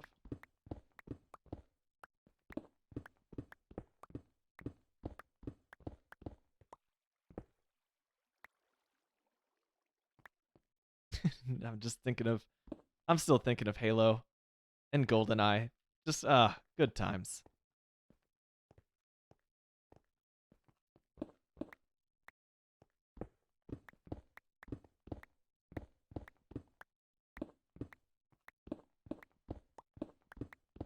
I did see the metal structure you made. One, I said a few things. It reminded me of like the early rockets that Robert Goddard put together back in like the 1920s. These early rockets were like the immediate predecessor to what became NASA. He's considered the father of modern rocketry. And like his early rockets, they were on like a big metal stand, and they looked a lot like the metal structure that you made, Kokidu. It also reminds me of the shape of some viruses. Some viruses have like multiple, these are like beyond microscopic, smaller than normal microscopes can see. Just very small viruses where they have just like 6 legs, and there's like a diamond pattern up top that contains the DNA or the RNA. So one vision I saw from your sculpture inspired like fancy and the imagination and the majesty of going to space. And then on the other end, it also inspired just like, oh my god, viruses. Like those Trojans Quantagon's DMing me right now. But I think that as an art piece, it succeeded in that, like I said, I like music that moves me. That really got like my thoughts and emotions going in a couple different directions there. So that was pretty cool.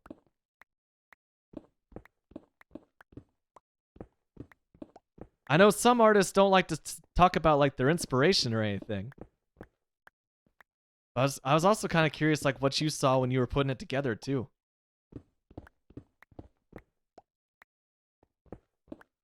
Dude, I bet Quantagon, I bet your TikTok videos are fire. as the kids say. The most viewed video Quanticon has on TikTok is something about him pointing at their camera, complimenting the corner of my room, which took 30 seconds to make, while the other videos, which took a while to edit, and they barely make any views. That's how it works sometimes, man. It's like you put so much effort into something, and then the thing that gets popular is the thing that just like took no time, no thought. You just did it and threw it out there, and people thought it was crazy. That's kind of just how it works.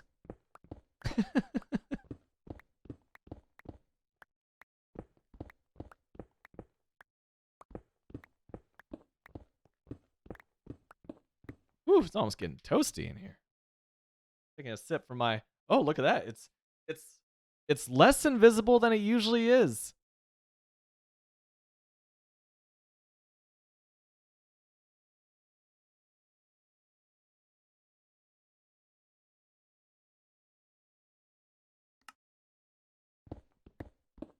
Tokyu's inspiration was the moving house.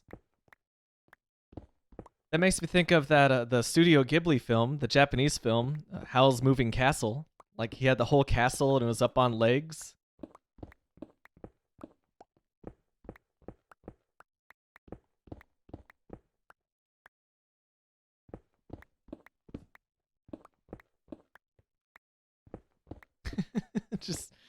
They'll just tap tap tap mining away. Making some real progress on this. This is truly a patience game. What can I say? I just enjoy the crap out of this. Why? I don't know. Oh, so I was thinking of the exact same thing that you were thinking when you said the moving house. That is so cool.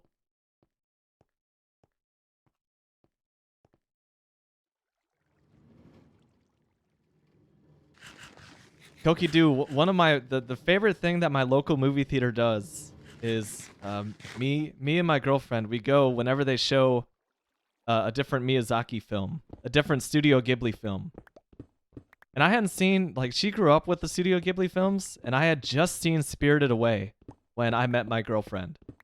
So this was the first time I saw every Studio Ghibli film outside of Spirited Away. I saw it on the big screen with, like, the big movie theater speakers. And it's so cool. Like, I've never seen a Studio Ghibli film that I did not enjoy. So I saw, like, My Neighbor Totoro. I saw Howl's Moving Castle. Saw Spirited Away, of course. Gosh, what are some other ones? It's been so long since I've seen one. Yeah, I love Studio Ghibli. It's just I know they deal with some heavier topics as well, but every single... Oh, we saw Kiki's Delivery Service. Sorry, that thought just entered my brain mid other thought stream.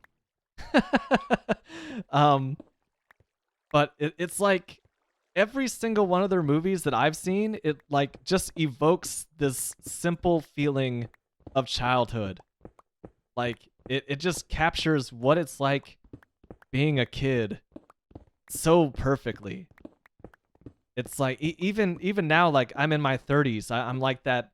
I'm basically, whenever I see a Studio Ghibli film, I'm like that meme of Leonardo DiCaprio like holding a beer and pointing at his television in the dark. I'm like, yeah, it was like that. It was a lot like that. Oh my. Okay, we got offload some stone. Quanticon agrees. Spirited Away was awesome. They weren't playing in theaters, so Quanticon covers the whole house in complete darkness. During the day and watched it by himself to get to taste my own pasta. Get to taste my own pasta, which tasted awful while watching the movie. Is this true? Like you just blacked out your house so you could just watch it in the dark while trying your own pasta? Or is this like a copy pasta and I just like took the bait? I don't even know anymore. Every so often, Quantagon says something, and it just makes me question my own reality. Just like, am I actually on planet Earth? Hey, dude, we got, dude, internet fist bump. Right there. Just hold your fist right up to the monitor. Bam. I am also a bad cook. It really, like, it freaks me out. Just the whole idea of cooking is that, like, this takes a solid chunk of your day, and you get one chance to do it, because I'm not gonna try. If I fail making something, I'm not gonna start over from scratch. I'm just gonna leave and go to a restaurant and just, like, seethe in my own inadequacy as a cook. It's tough, dude. And it's not even that tough. You're literally just following instructions, but following instructions when there's a time limit involved, that's hard. Like, that makes me feel like I'm back in school and I'm taking an exam and I only have until the bell rings to finish an impossible amount of questions. Like, cooking just takes me right back there. And I can cook a few things decently. Like, I definitely have a few recipes that are in my wheelhouse, but it just stresses me out. Oh, man. Dry and crunchy pasta. Sour as well.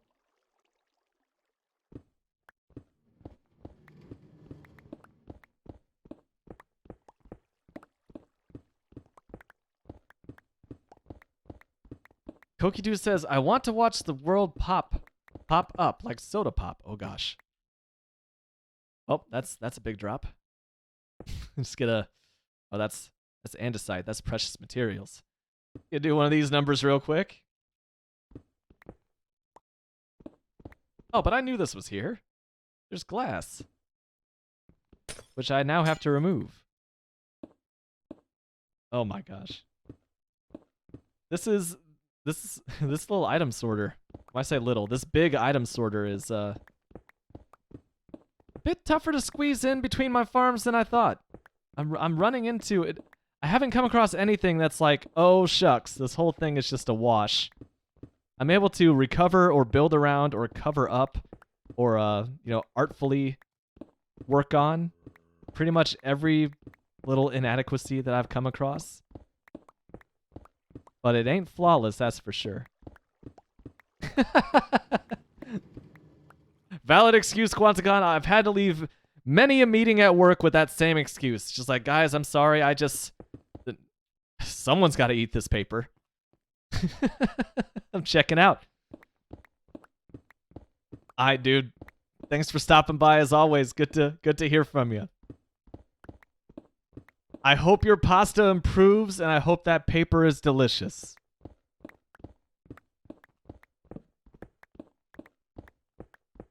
Nice little bird chirping outside.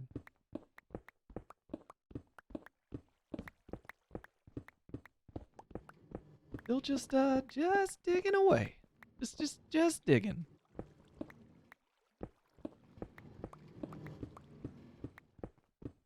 I only have 2 more wings to go here, and then we start placing redstone.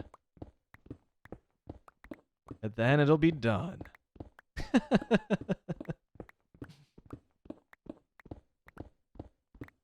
Gosh, what else? What else from that generation? Gosh, I need to play Time Splitters again. That may be the first thing I play on my Steam Deck.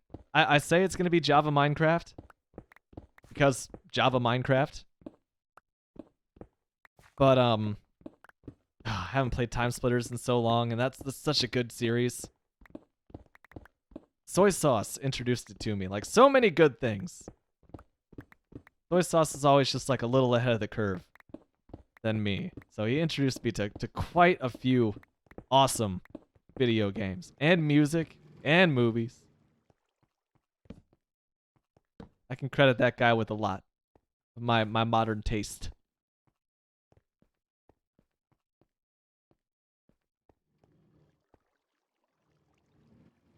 All right, this wing needs a roof, but it is complete. I like how there's just a completely dark cave on this side, and there is just like exposed sky and rain on that side.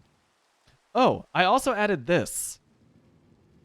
Those are open gates because they allow me to pass through, but it keeps rain from dropping in, and I think it also keeps mobs from pathing down into that hole as well.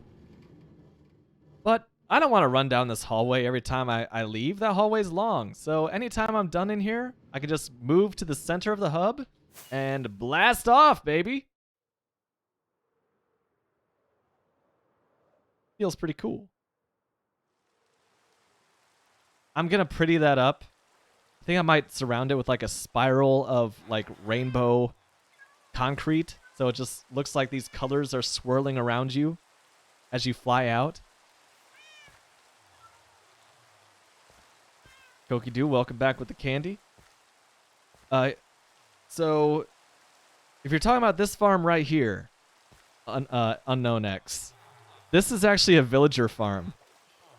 So these two farmers, basically they have infinite food here, and they toss food back and forth and create more villagers. They cannot pass underneath this these downwards facing doors. Oh, the big one. This one here? This is just a cactus farm, and it is like overwhelmed. Like it's completely full. I have no need for it anymore, but I just want to have a cactus farm inside of a giant glass cactus. Woo! Because I needed enough cactus for my world height cactus. Let's get a closer look at Kenneth in the dark here. Kenneth goes up to world height. He has 4 cacti around a mighty, mighty bright beacon. There you go. There's the cactus. You can see it. It's dark on dark right now. And this cactus goes all the way into the ground, past the ocean, all the way down to bedrock. Let's get a look at this. Nice and up close on Kenneth's own personal island. That goes all the way down. There's bedrock right there, man. Well, there's the iron beacon I'm using to power Kenneth. So I don't get use of my beacon. I give my most powerful item in this game wholly to Kenneth Schrader, the world height cactus, holding the heavens from the earth, our Lord and Savior and the God of this realm. I know, you'd think I would have like Wolf brand worked into my local mythology, but it's all about Kenneth. Absolute legend. Look at him. Just calmly in the background. Every single one of my screenshots. I need to build like a cathedral around him.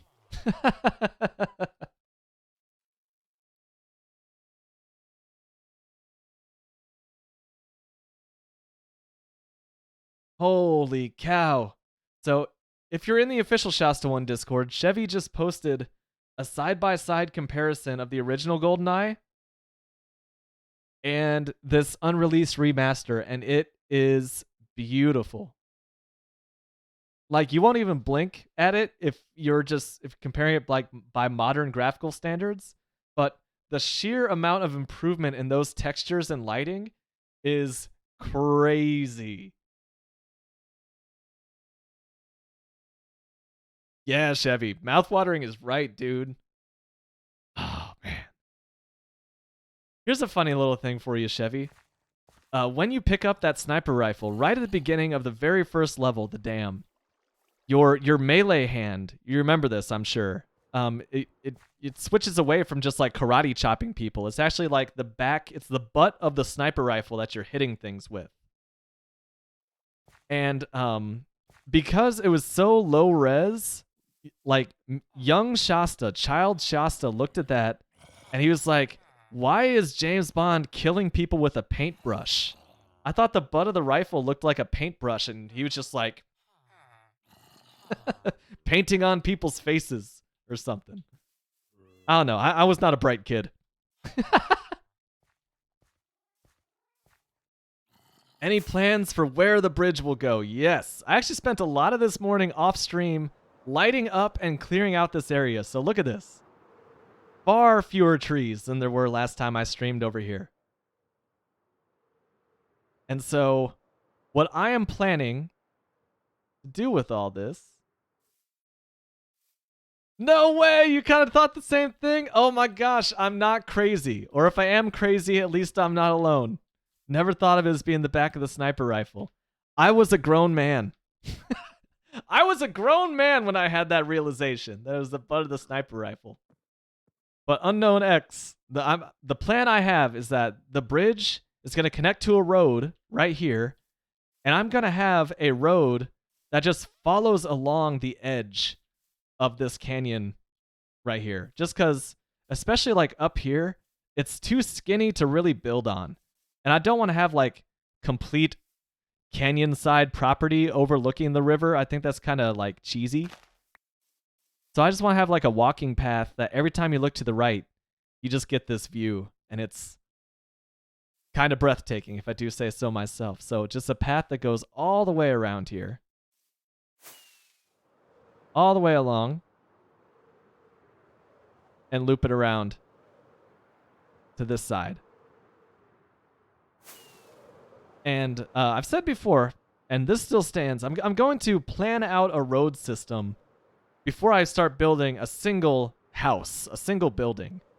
So that I have that road planned out, and there's going to be like another one that heads down here to the lighthouse along this coast as well. This is going to be a port. This is going to be like the port area. There will be a fairly large dock for unloading mostly theoretical materials. Out there, there's a couple foxes. You can kind of see them above my cursor if you squint. They're actually obsessed with a group of fish underneath the surface right now, but Minecraft mobs can't go underwater like that. At least peaceful ones. They just instinctively hold down the spacebar and stay at the surface. But man, they really want those fish. They're not letting them go. God, there's a dolphin out there too. Oh man, Koki do. Well, you can't help me in person because this is a hardcore single player world. But I mean, anybody who's chilling in the chat and keeps me motivated to keep building these things, you are helping me. And by like, some call it backseat driving, but I appreciate it in Minecraft where it's like someone puts out an idea for something, and it's way better than any idea that I would have had. You're helping me a lot just by doing that. Can you do a port like is that Rochelle? Is that how you pronounce that? La Rochelle. Let's pull this up. La Rochelle. Pulling up in Google Images. If my internet cooperates. Oh my. Oh my. That's my background.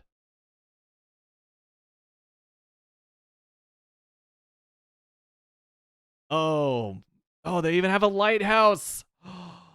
That kind of castle tower right there would be perfect for the end. Oh my gosh, I could see how this kind of thing would work. Koki dude, that's beautiful. My goodness. Cheap flights to La Rochelle, kayak.com.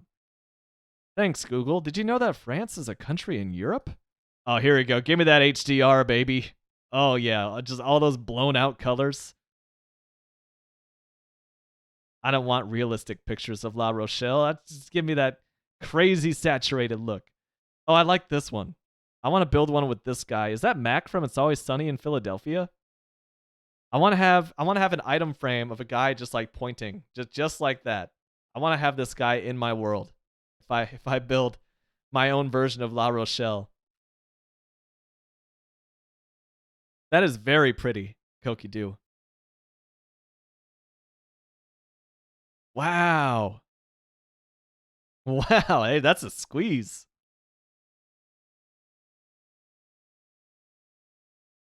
Beautiful. I'm getting all just getting hot and bothered just looking at that.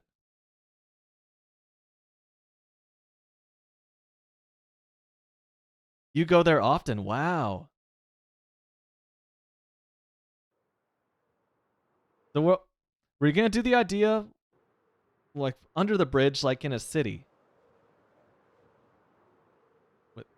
So the idea that I have for under the bridge is I do want to build a boat in the river here.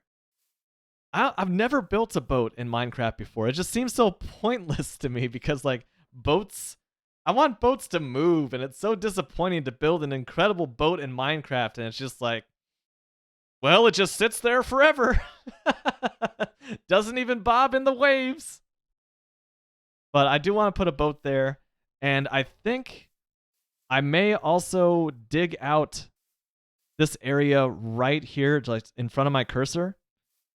So there's going to be like a walking path that goes underneath this span of the bridge. So like you could just reach up and touch the span of the bridge right there. I'm not sure what I'm going to do about this. I may cover this up, this entrance to a cave. Or I may leave it. I may work with it. I don't want to landscape this whole thing to death because it's really pretty as is. But it's definitely going to require a little bit of work.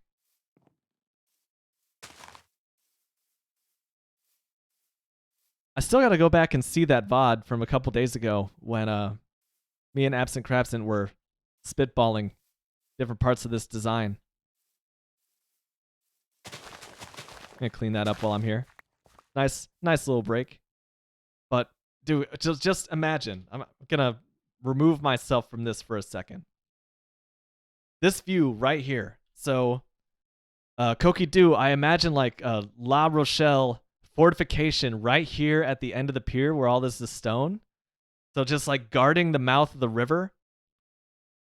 And I imagine like there's gonna be, this is a big trading hall right here where there's gonna be free roaming librarians and armorers and toolsmiths, all these different jobs in this massive just open trading area with like, it's surrounded by halls on either side where each profession, each job is separated into their own building, and they'll just naturally go there at night because that's where their beds and workstations are.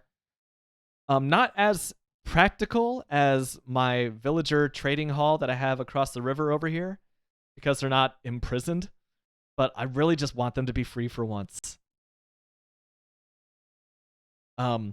And so outside that, I want to have like houses. I'm like I said, I'm going to. I keep saying like I said, but I say nothing new on these streams anymore. I repeat myself. I'm going to build out the roads first. I'm going to plan out the roads, and then I'm going to put down outlines of buildings to fill in the gaps between those roads and making like little alleyways in between. And I'm going to build up those outlines in the style, generally speaking, of my house over there. So we're talking like a stone foundation or a first floor.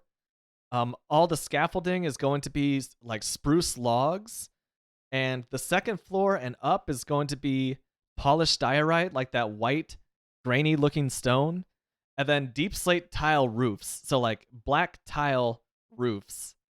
So every single building is going to be unique. It's going to have its own separate floor plan. I have to decorate the interiors of all of them too.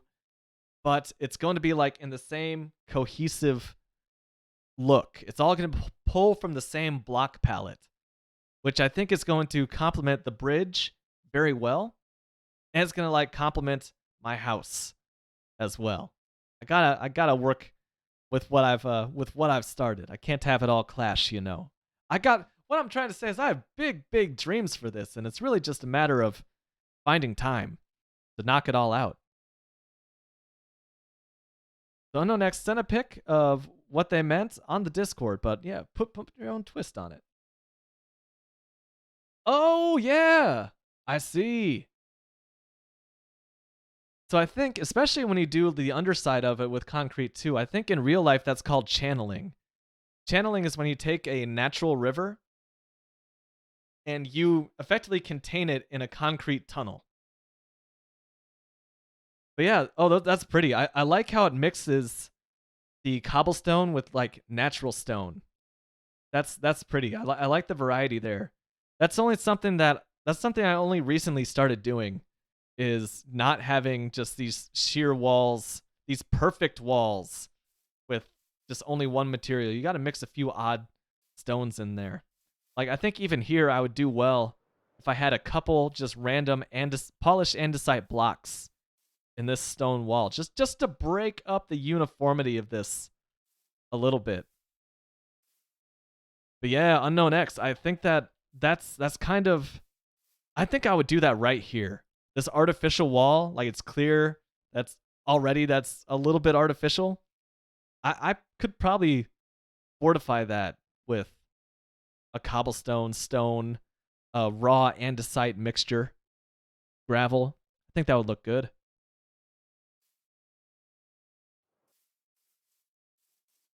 Keep things mixed up, keep things fresh, you know.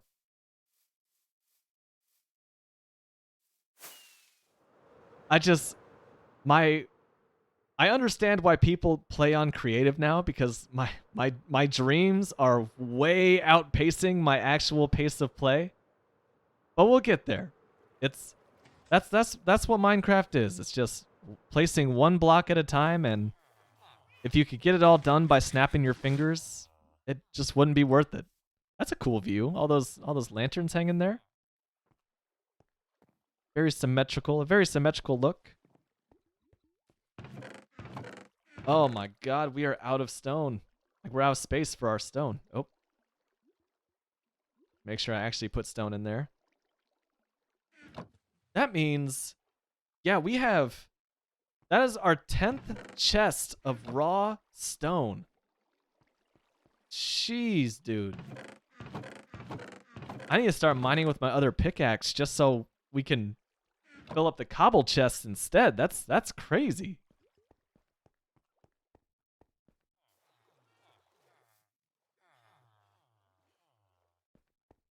What's my solution here? My solution? Throw that stone in this miscellaneous chest and make it another problem.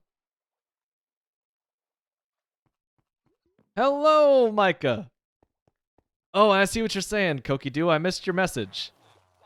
Can I go up to look at it from the front? Yes, I can do that. I can also post some screenshots on the Discord as well if you want, like, a stable, long-term view of the world from above. I'm gonna sleep. I'm gonna set my respawn point. Okay, since we got this pre-dawn look, I'm heading up here for you, Kokidoo. Gonna fly out to sea. Then turn around towards land and give you a nice view. Here we go. Here it is from the front.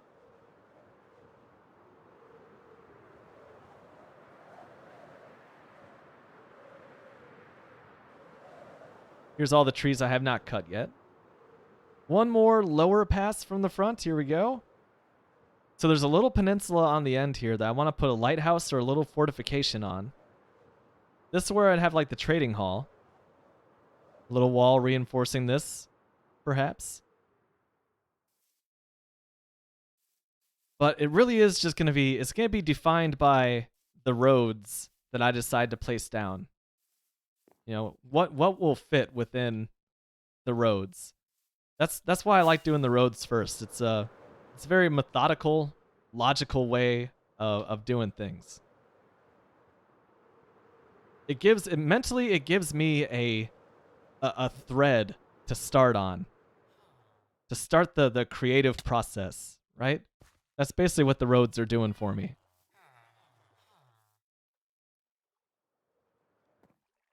Of course, sure thing, Kokidoo. It was good for me to see it from that angle too, because I very rarely cross that ocean and get a view from the front. And I gotta say, it's pretty. It does me well to keep that in mind. Why am I going over here?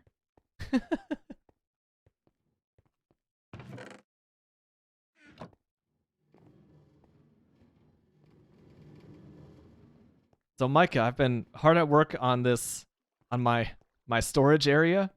It is functional. It works, but at the same time, I don't have the sorting implemented yet because that requires a lot of digging. And I don't have the final decorations in place. I think that this is final. I like it. I want to deviate from Shulkercraft's design for the interior just because, like, I've done that before. It's their design. It looks great. I want to do something kind of unique. Gotta flex my creative muscles a little bit, as, you know, as weak as they are. My creative muscles couldn't curl a can of Wolf brand chili.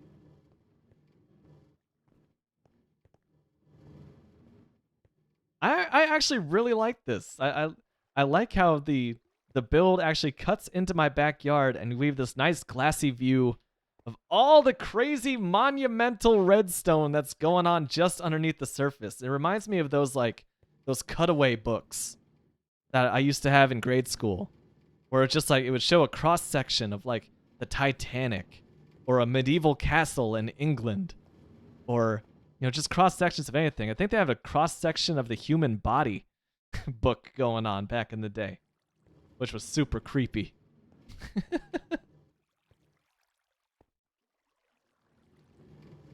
Yeah, Micah, I want to hear about the vendor fair. Really, both events. I don't know if you want to like type up a text wall in the chat, or just like wait to talk about it in the Discord or on one of your streams, but I'm excited to hear how it went, dude. No pressure to do so now, because I know you are beat. I didn't want to do anything today. I mostly haven't. I've mostly just played Minecraft. Because Zeta and I were clearing the backyard of leaves. And I think that we bagged up, I think it was more than 10. Probably like 12 bags, like giant industrial-sized trash bags of nothing but leaves. And I can feel it in my forearms today. Just all that raking, all that bagging, moving them out to the curb. It's a good kind of tired, but whew, it is still tiring.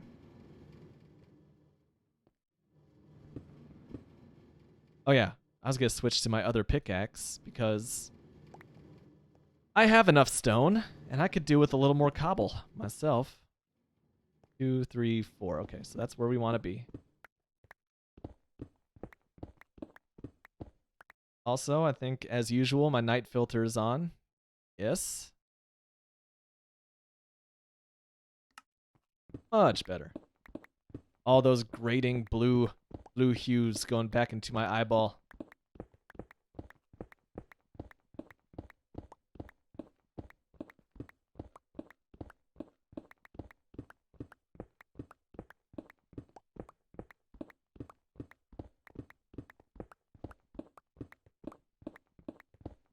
You know, if I've been thinking, what I should have done is I should have like a bank of timers going in like a separate application, and each time I start work on a project, like each project has its own timer that I can start and stop, just so I could see. I'd be kind of scared to see just how much work went into each project. I think that this is probably going to be my most time-consuming one, just because it's huge. Like, actually, you guys want to see? I've used this program going back like 10 years to view my worlds from the air. And so there you go. It's called Minutor. And it works on Windows, OS X, or Mac OS, excuse me, and Linux. And like, that's the world, man. There's your overhead view. There's the river, the bridge. That's my house. There's the giant cactus farm right there. And then we break it down just a little bit. I love this view. Just do a little cutaway. And bang! There's my storage area just like right there in the middle of the mountain. You see my little villager trading hall as well. So that just, you'd see the outline of like where I've dug. Would I rather be able to see 150 years into the future or 10 minutes into the future, but you can only do it once? And I could pick when I could see 10 minutes into the future.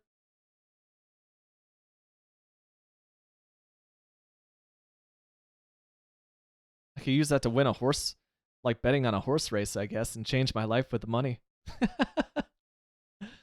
I think that I think I want to see 150 years into the future. Like I hope it's a bright future. I hope it's a beautiful future. Not some like dystopian nightmare. I don't know if I would want to know. I don't know if I would want to know. I'm not sure if I'd want to see the future. I think that I've spent so much of my life just trying to be content with the present and just trying to be content as a human being that like that would kind of ruin the magic of it, right? So yeah, you can only pick whenever. That's true. I mean, I'm not going to be around for it. But it's still like it's still spoilers, baby. But yeah, I would want to be able to see a future that I would not, realistically be able to live to see. That's true. I think I would do the 150 years.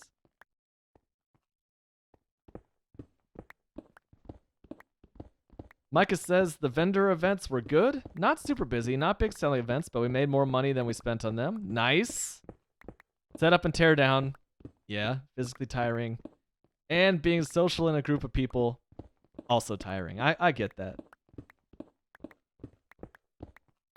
I'm glad they were good, man. It's worth that mental and physical fatigue for sure.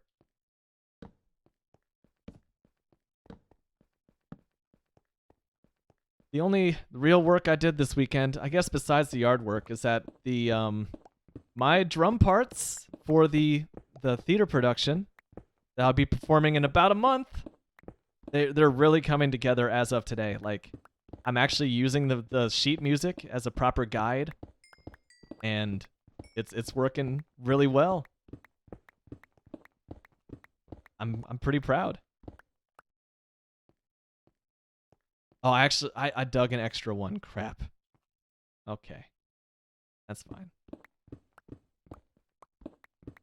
You see 150 and you see what a wasteland. Would you live your life in fear, wondering when it all started? I think I kind of would. I'd be like, I would see every negative event as like, it's starting. It's starting. So, yeah. To some extent, ignorance is bliss. In that regard. I think that I'm naturally predisposed to negativity, I think. So like any chance I get for like a shred of happiness and self-fulfillment, I'm going to jump at that. And I think I would just naturally shy away from the possibility of seeing an awful future 150 years from now. Too spooky for me, man.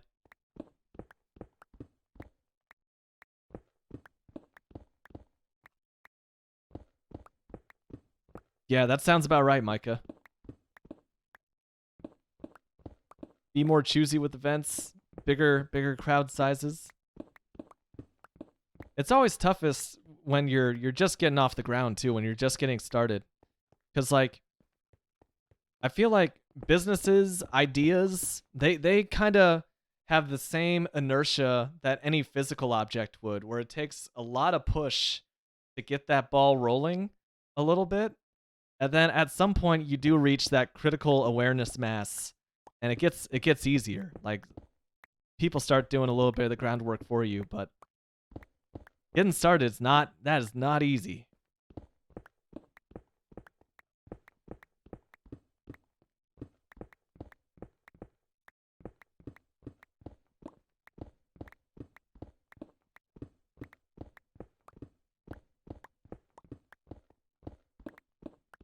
I never restarted my Spotify. I was like, it's a little quiet in here. Boop. Dang it. It keeps defaulting to Shulkercraft, and that music is so loud.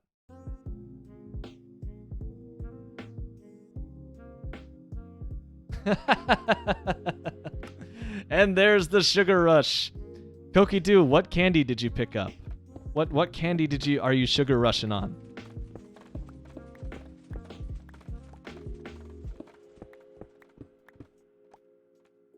Okay, another question from the unknown X. Would you rather be able to teleport 10 feet away from where you are at any time, or teleport to a completely random location every time you teleported? So the thing that's always stuck with me on teleportation is, how does the teleportation account for the movement of the Earth as it's rotating and also moving around the sun in its orbit. And when I hear random location, I think that the universe is a very big place and the Earth is very, very small, relatively speaking. And that's a terrifying thought. So I would definitely be able to teleport. I'd want to teleport 10 feet away. I just want to be like, what was it, Nightcrawler on the X-Men, you know? Just pass through walls and pew, pew. Just teleport from place to place. I think that would be sick. And it'll be on Earth. Okay, that's a good stipulation. I can breathe a little easier. I overthink things as a rule. So it's good to have some ground rules. I think that being able to teleport 10 feet away would be more practical than just teleporting to a random place. Because, like, being able to teleport to a random place is awesome. Just like, bam, instant vacation. Hopefully it's vacation worthy and not like a war zone or something like that. That's part of the gamble, right? But then you'd have to get back.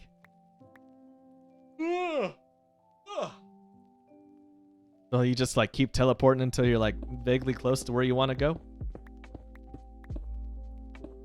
In France, we call the candy catlick. Oh, look at this. Catlick candy.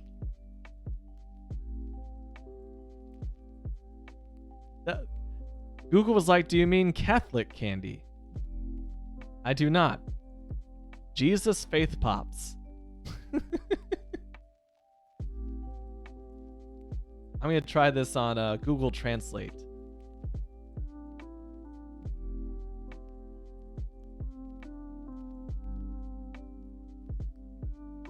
Catholic in French and translate to English.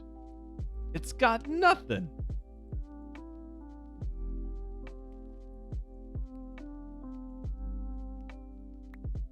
Ah, so look at that. Unknown X agrees. You could teleport anytime, so you kept doing it over and over. I think it would still be faster. I think it would still be faster than, you know, just walking or traveling via train or airplane. Just spend a few minutes just quick teleporting until you come to a place that's relatively close. I just had this thought that the reason why I paused there is because I also had the thought, like, if you're in a dangerous situation, teleporting 10 feet away doesn't really improve your lot all that much. So if you do randomly teleport somewhere and you're like in the middle of Antarctica, but you're wearing like shorts and a tank top, you can just instantly teleport away, and odds are you're probably going to be going to a warmer place. Or like if you find yourself suddenly stranded in Antarctica for some reason, you just teleport 10 feet at a time. That's going to be a long, slow travel back to the coast.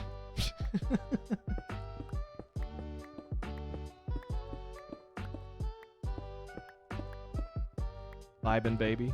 Or an alligator swamp. Yeah, just smack in the middle of the Louisiana Bayou.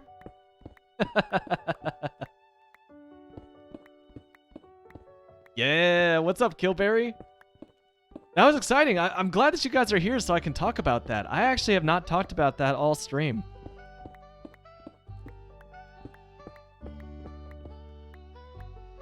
That's exciting, Micah. He says, I'm going to start trying to do some video content creation for the business this week. Borrowed Noah's camera and lav mic. I've been written most of a script. Nice. I hate editing, so I'm not looking forward to that, but the videos could be fun. Dope, dude. Considering how much media right now is consumed just via video because, you know, smartphones, I think that's a great idea. You get to show off the product at different stages. You get to be your own spokesman with like the flawless take of your script. That's hype, man. And Kilberry, I have the coffee journal right here, and I've used it for the first time this morning.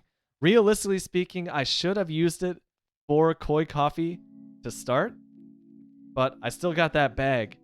So that will be the next one that I review in here. And I gotta say that the coffee I tried this morning was a gift from a friend. And it was fun to do the tasting. I did this coffee tasting. You know, I just made it in my coffee machine. It was just nothing fancy.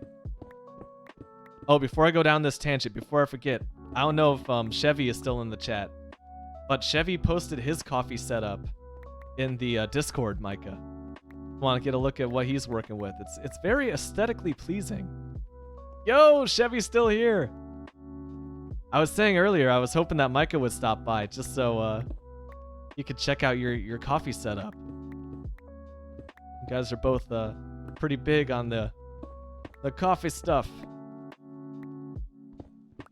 So I realized that this really frames how good Koi coffee is to me. And again, I'm not shilling, I'm just stating facts.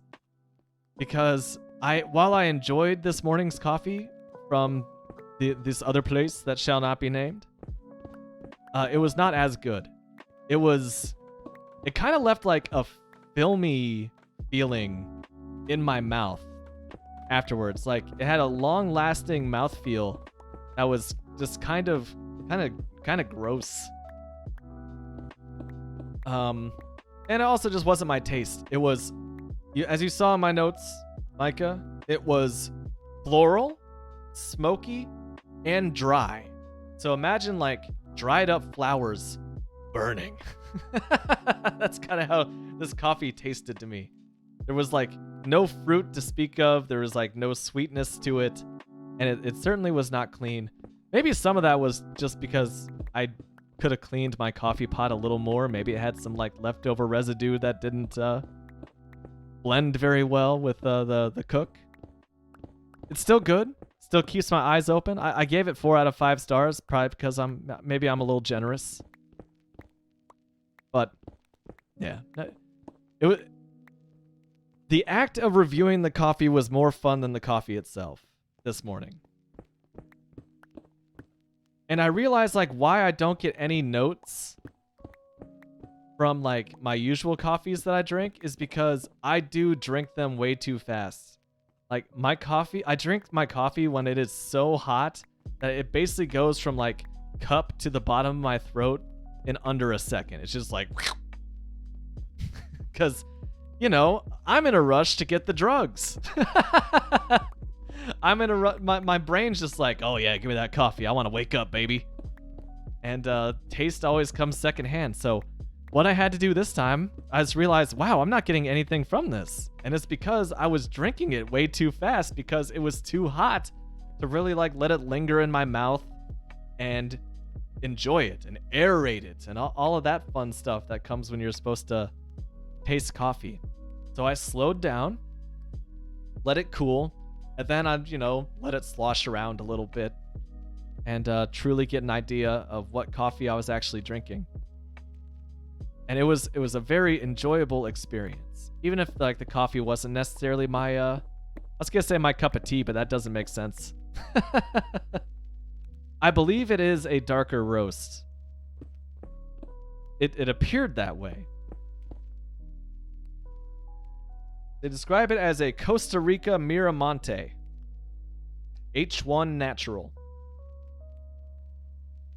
I love that the specialty note from my friend, because this bag was a gift from a friend who sent this to me after I sent him some Koi coffee.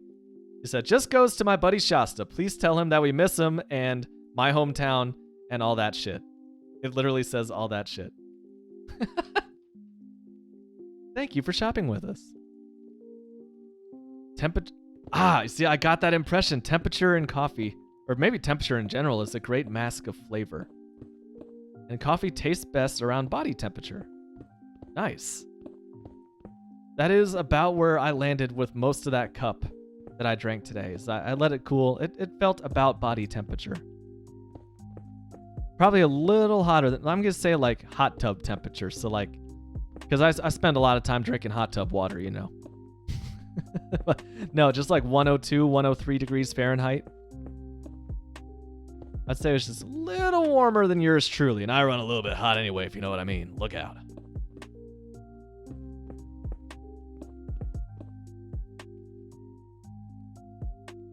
And you know, my friend who sent that coffee, he is a pretty big coffee fan himself.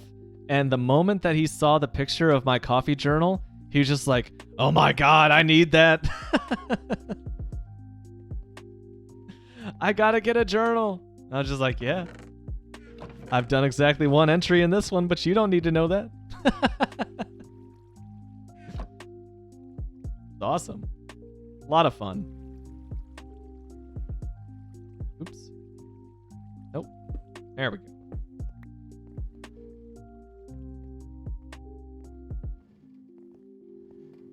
God, this is so much to cover up.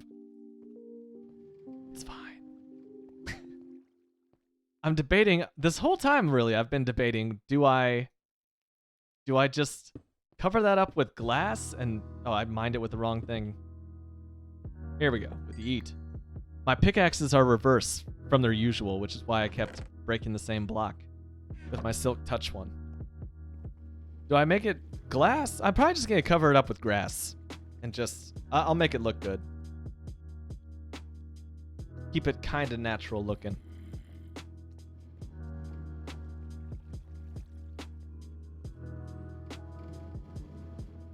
Might as well offload some bones while we're here as well. And up our carrot consumption. There's the bones. 2 pieces of glass as well.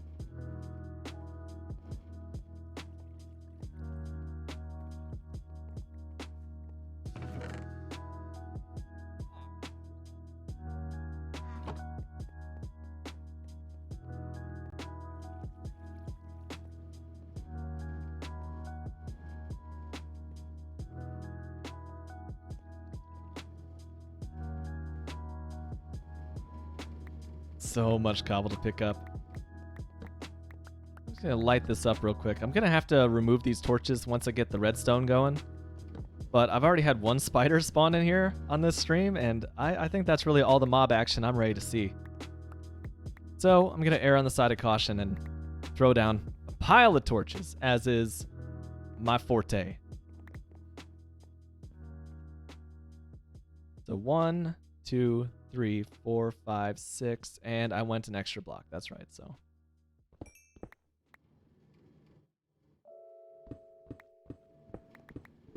Our taste buds, says Micah, work best at their natural temperature, so hot and cold things are harder to taste. That's why lesser quality coffee is enjoyed best piping hot, and lesser quality beer is best ice cold. Makes sense.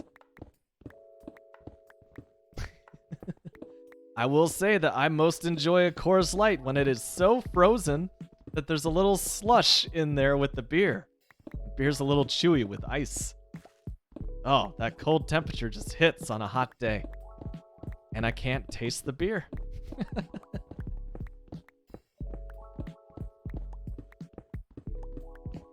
No, I very rarely would say no to a Coors Light. I like a lot of craft beer, and I drink mostly craft beer when I do drink, but every so often, man. Cheap Coors just kind of does me right.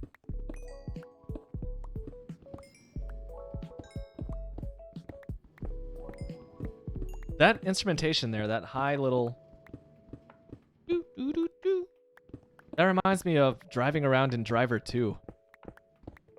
Trying to think, maybe it was the Rio level that had background music kind of like that. Doesn't really sound like it anymore. Maybe it was Savannah. That's a fun retro game, which I've beaten on stream not too long ago.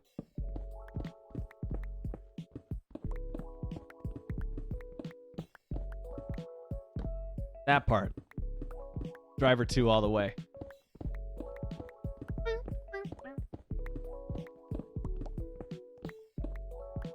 Woo! Getting dark in this part of the build.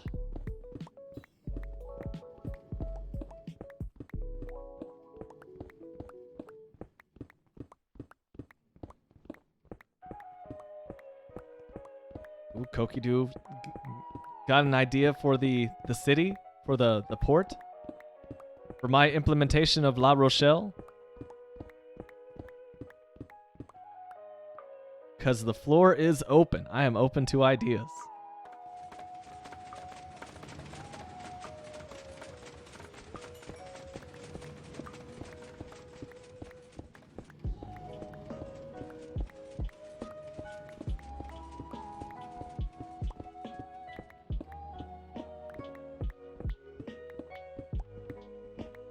Oh, just in this moment, like the caffeine's wearing off for me from my big coffee binge this morning, which is not bad. It's 7 o'clock. Probably a good time for the caffeine to wear off. I felt that drop in just brain activity. Maybe it's just me talking about cheap beer.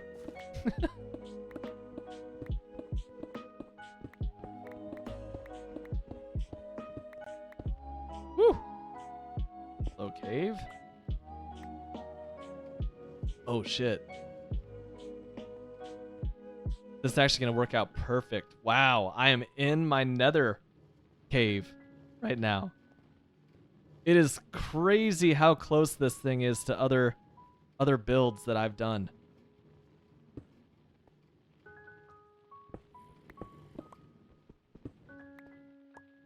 Oh, you have an idea for the drawing for the sub. Oh. That's exciting.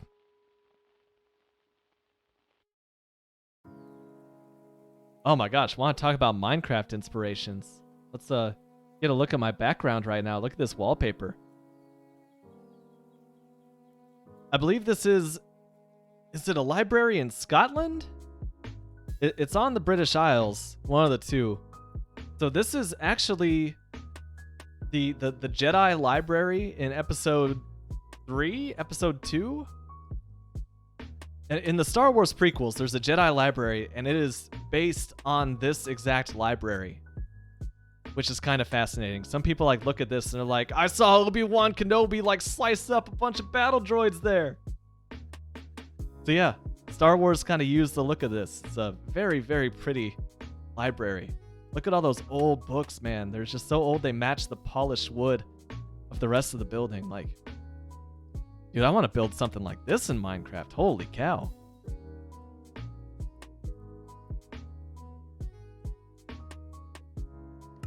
One project at a time there, Shasta. One project at a time. Right now, we are collecting a lot of cobblestone.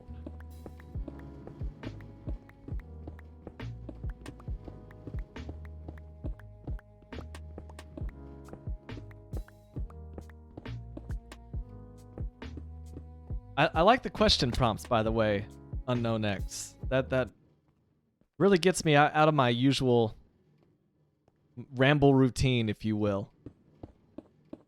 Back when I was playing Final Fantasy III, the original Final Fantasy III, well, I can't even say the original Final Fantasy III. Final Fantasy III for the Nintendo DS, which was the first official English language translation of Final Fantasy III. When I was playing through that, there was a lot of grind time. And what I did was there was a 1001 conversation and writing prompts that the New York Times put together. And so what I would do is I would go through those writing prompts just one by one and just start answering them. And then that, of course, would like lead the audience to also think about their own answers to those questions. And like we'd have a conversation about each one. Those were some of my favorite streams that I've ever done. Just because like we really all just got into some pretty deep territory there. There were some that I skipped because I was like, this is too political, or like I don't go into these controversial topics that people feel so personal about. I just don't want to deal with that. I want to keep things chill around here, you know? But by and large, it was an amazing conversation. That's a good coworker. Like, that kind of coworker is worth their weight in gold. Just something to break up the monotony of work. Whatever you're doing at work. Good to have somebody there who just like Gets your mind turning. Makes you laugh.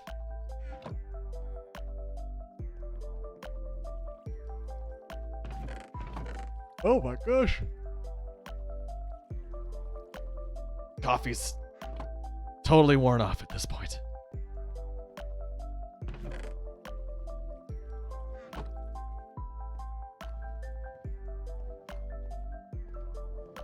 Dude, the sheer... This has all been mined out. I mean, I know that part's obvious. It's clearly been mined out, but like, oh my gosh. I've mined out all of this. Oh, Chevy, yeah, if you want to see Micah's coffee setup. He just posted it in the Discord.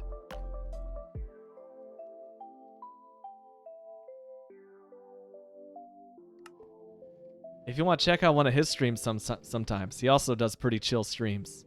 Usually the keyboard builds are my favorite. You can really hear Micah ramble about coffee. Super passionate about it. 2, 3, 4, 5, 6. Okay. 1, 2, 3, 4, 5, 6. Always gotta double check. True Gamer Guy, what's up, dude? Hope you're doing well.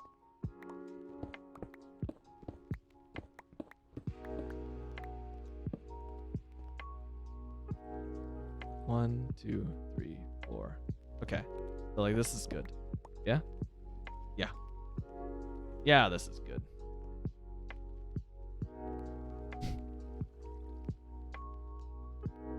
Is it? Am I crazy?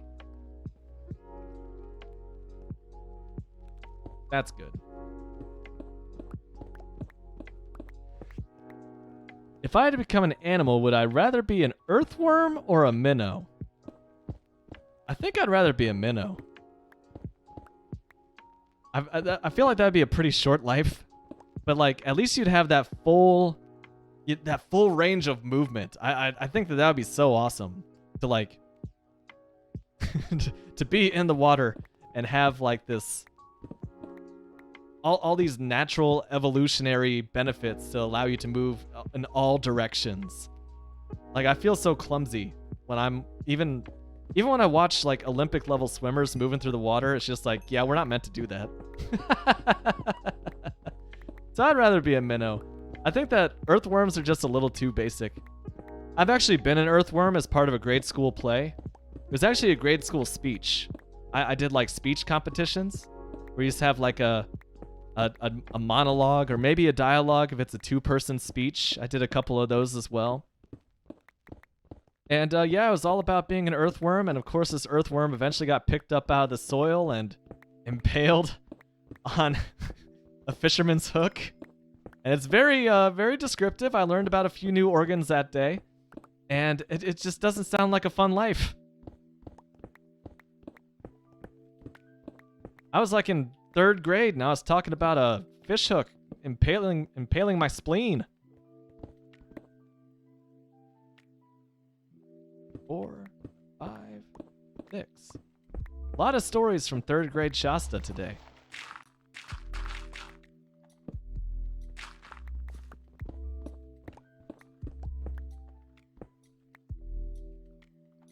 That's true. Well, an earthworm can usually hide and live.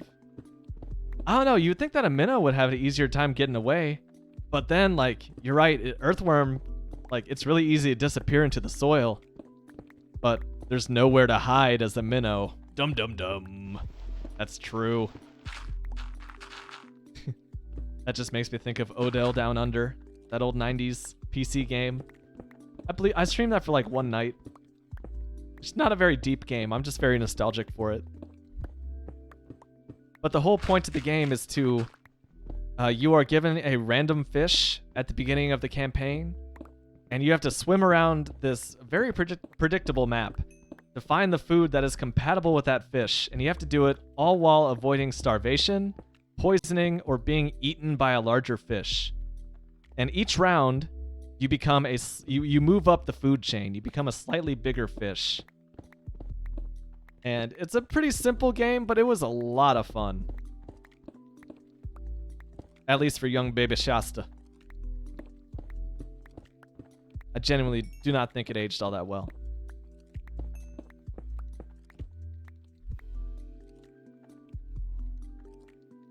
Coming back to the chat, True Gamer Guy, it's going pretty well, man. I've had a nice chill Saturday. I went to a soccer game last night, which was a lot of fun. I've mostly just like I've spent a lot of this weekend playing Minecraft. Off camera, no less. Would I rather travel back in time to meet your ancestors, or travel forward and meet great-great-grandchildren? I think I'd almost have to pick ancestors, because you know I'm not sure about the whole parenting thing for me. So I think I'd want to meet my ancestors, and I hope that I came from rosy stock. You know? So I'm gonna go with ancestors over descendants. Oh, that's brutal. Root canal? That stinks, man. I've yet to get one of those, but they do not sound fun. Like, even that name, you couldn't have picked something more appealing than root canal? I don't want to think about, like, any kind of canal when it comes to, like, my own body. Koki Doo's like, my family ended with me?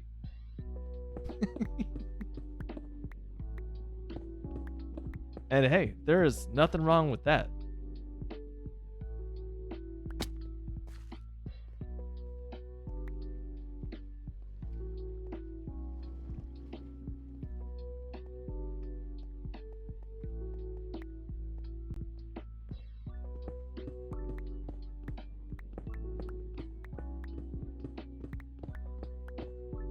Yeah, True Gamer Guy, I think you're in good company here. We were talking about like all sorts of like favorite desserts and favorite candies. Just on this stream. Yeah, eat too much sugar. I feel that. I think, yeah, maybe that's why I don't know, I avoid desserts just because it feels like empty calories to me. I want my calories to have purpose. I just look at ice cream and I'm like, you're delicious, but you're pointless. And part of it's also like the fear of, not the fear, just the aversion of going to the dentist. I just don't want to deal with it.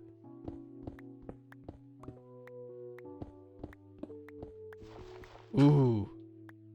What is my dream vacation destination? I think that the highest on my list right now is New Zealand. It's just so pretty. It's literally half a world away from me. I would like to see New Zealand. I haven't traveled that much. I've been in Mexico twice for 30 minutes apiece. No nefarious illegal activities were involved. I just crossed the border a couple times for lunch. That's the only time I used my passport the whole time that I had it. I am so not worldly, which is something I'm trying to fix.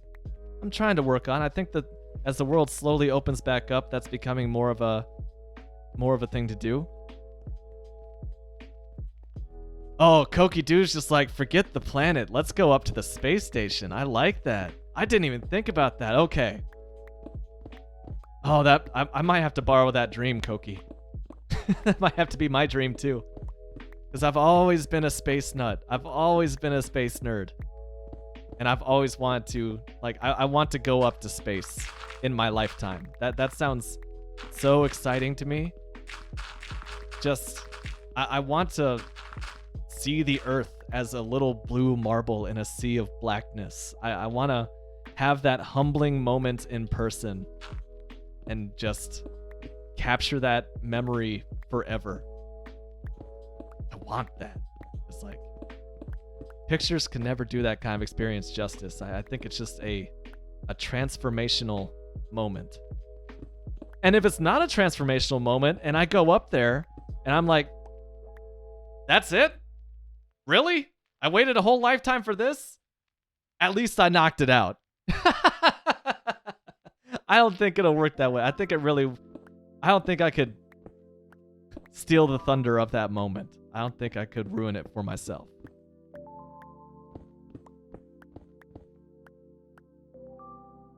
Ooh, Australia. Australia would be good too. I would have to pick like a part of Australia. So I don't know. Do I want to like go to that huge empty expanse in the middle of it? Do I want to go to the outback? Do I want to see Uluru? You know, Ayers Rock rising above the center? Or do I want to go to like where the big cities are on the East Coast? Or do I want to go to Perth on the opposite side of the continent? Or maybe like go up to Darwin, you know, see the Great Barrier Reef. Oh, unknown. And True Gamer Guy and Micah, everybody. I have to see Japan.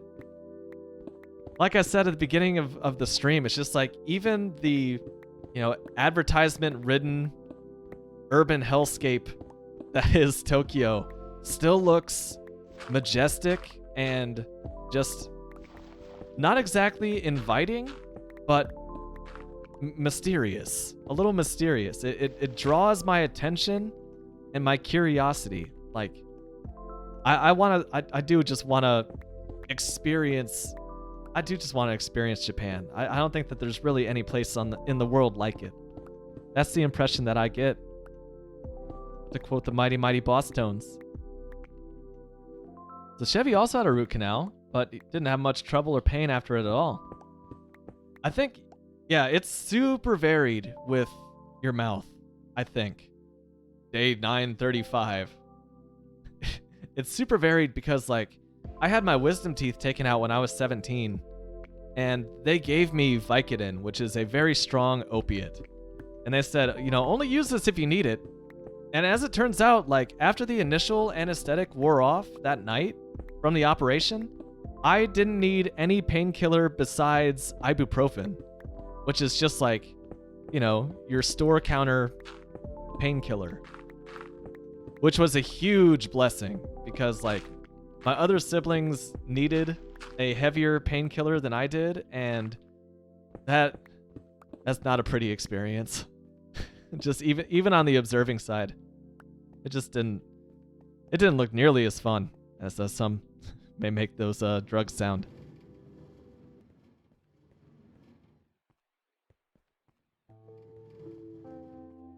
Oh, Unknown X has been to Japan, and they say it's great. I've never met anyone that didn't like it. That is so encouraging. It's like, how would it be to just go there and be crushingly disappointed? Xtanium, we're actually talking about Japan. And speaking of Japan, you know, there are some delicacies that they're just better when shaped in a tube. I'm talking about rolls of sushi, and yes, I'm also talking about cans of thick, steamy, beanless, delicious Wolf brand chili. You know, we may not have these fancy chefs in the white suits that are preparing Wolf brand chili in hibachi restaurants around the world, but we have something better. We have the perfect chili already prepackaged in a can, just waiting for you to slowly slide it out onto your already cooking skillet. You just hear that sizzle immediately. Your mouth starts watering with this Pavlovian reflex. Your whole house just smells of this instant. It instantly fills with the smell of delicious beanless chili. And baby, you're about 15 minutes away from a great dinner. Wolf brand chili. Get that shit. And if you're Unknown X, you get it with beans. Gross. Micah says the root canals were fine. Wisdom teeth was kind of brutal, but that's because he wasn't put under for it. Oh God, I don't want that. I don't want that sensation at all, man. They asked me what my options were, and actually because like I had never been put under before, I was 17. I was freaked out by the idea of getting put under. So I was like, let's just do it while we're awake. And they gave me the laughing gas, and like it just didn't do anything for me. They kept poking my gums, and they're like, "Do you feel that?" And my response was, "Ow, yes." And then finally, the anesthesiologist was like, "You know what? Screw this. Breathe deeply. You're going under. You're going off to dreamland." I was like, "What?" They said count back from 100 while you're doing the deep breaths, and I think I got to 98. So I was totally out when they were cutting my teeth out, my wisdom teeth out. And when I came to, I remember like I told, my first reaction was to tell the nurse's aide that I had a dream that I was at a circus and there was clowns, and the circus asked me to play tuba for them. And I'm sure that the nurse's aide was just like, cool, man. And this was a perfectly rational conversation on my end. I was just so excited to talk about it because I was so loopy from the anesthetic. And then, unfortunately, this took place in an office because I lived in a small town, you know. This took place in an office that was like 45 minutes away from home. And so we had to pull over, and I puked on the side of the highway twice because I was sick from the anesthetic.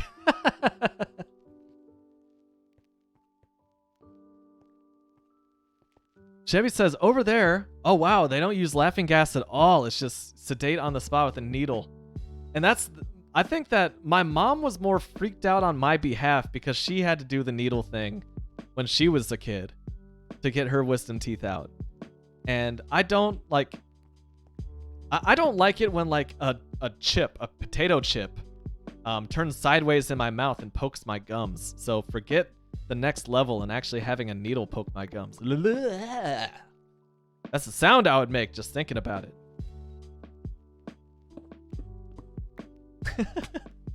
This is a question I never thought I would ask, but Koki do. What makes your teeth unique? Hopefully unique in a good way. Like Koki do, you actually have superhuman teeth. They're made of unobtainium. And if they break off, they grow back like Wolverine's adamantium skeleton.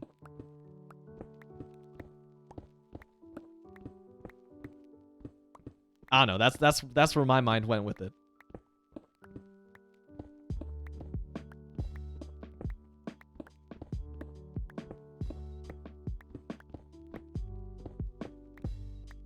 Just vibing, dude.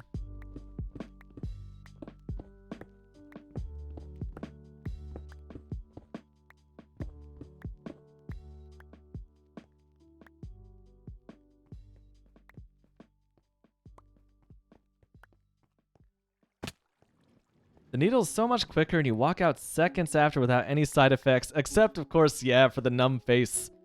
It's like, just maybe a little drooly. That's cool. It's cool that it's just like an outpatient operation, too. You can just get in, knock it out, and get out!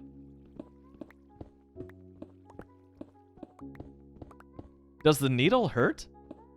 I mean, surely it hurts like briefly, and then, of course, it applies a local anesthetic, so it's like brief pinch and then numbness, probably? What is this? Would you rather have hands for feet or feet for hands?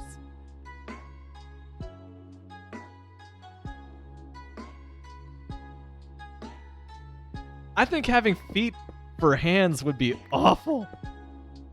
That would just be so bad. It's like, so much of our effectiveness as a species comes down to having these incredibly complex and detailed hands. So I think that I would rather have hands on my feet as well. But then you think, like, you know how much it hurts to have your wrist at a right angle for a long time? Imagine your wrist being load-bearing and at a right angle for like every time you were walking. That would be painful. You see, that was my next thought too, dude. He's Unknown X is saying, I'm saying hands for feet because monkeys have that and they are truly elite. I could throw poop at tourists at the zoo with all 4 of my limbs. That is God mode right there. Just an absolute poop throwing machine gun. As fast as the poop is made, I'd be gunning it.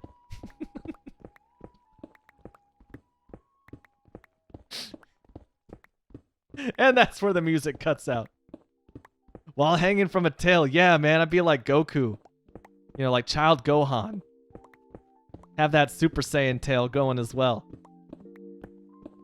I feel like while having a tail makes wearing pants more difficult, I kind of see that as a feature personally.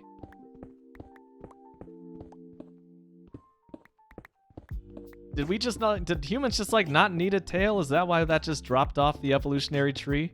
It's just like, well, you're walking upright now and the tail's mostly used for walking on all 4s, so You all right? Actually, I wonder. It's because like the theory is that humans' evolutionary benefit outside of like, you know, having that big brain, those deep brain wrinkles, a lot of gray matter. Outside of that, like evolutionary, we specialized in long distance running, supposedly, according to this guy's book.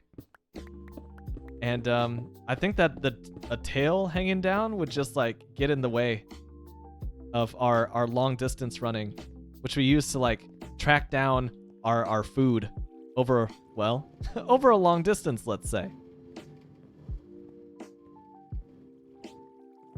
So I guess I'm kind of I'm trying to justify without any evidence whatsoever why humans don't have tails when basically every other primate does. And I think that that's the difference. We stand up.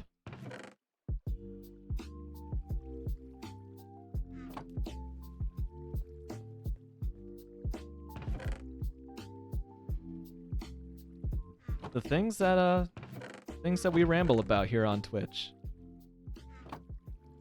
I love it. You drop off some more of this Coley-Oleo. But actually, despite all the torches I placed on the opposite side of the river today, I'm still at a net positive for coal just because Fortune 3 is so OP.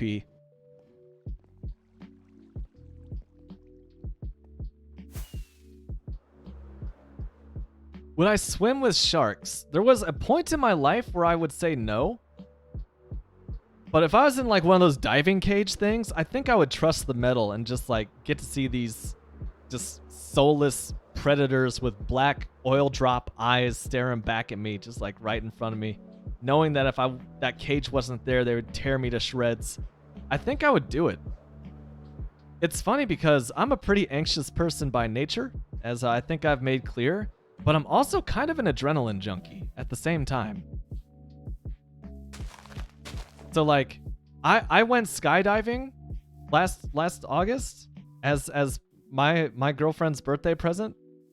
We went skydiving together, and I was less scared about going skydiving than I was just like having a conversation with a stranger. Like, I was ready to leap out of that plane. And I just felt so damn alive. It was beautiful. Wholly in the moment, just enjoying the wind on my face, and I spent so much time just trying to absorb every detail of like how the horizon looked, how I felt, like the wind on my face, the emotions that I was feeling.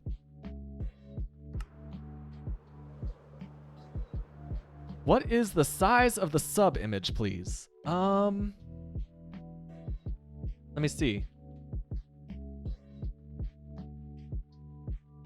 I'm just gonna Google it because I can go into like the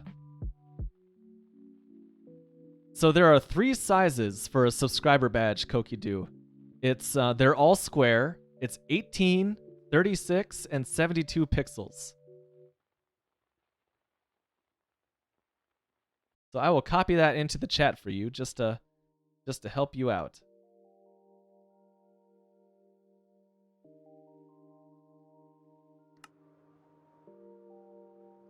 Whee! Look how beautiful that is lit up at night, though. I like that. I can't wait until this is full of roads and villagers and buildings, a dock, some reinforcement walls. Ah! That's my excitement noise right now. Ah!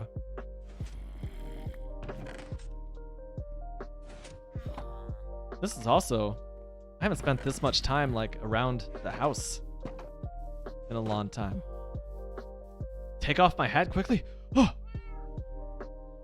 Is that quick enough? I'm all like greasy, man. That's why I'm wearing the hat. Can I put the hat back on slowly? Should I also do that quickly?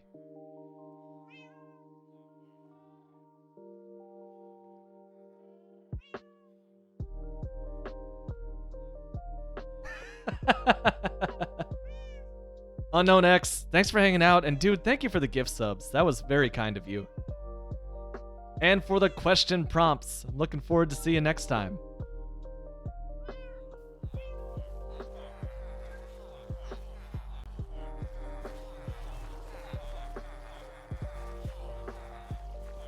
Those poor villagers.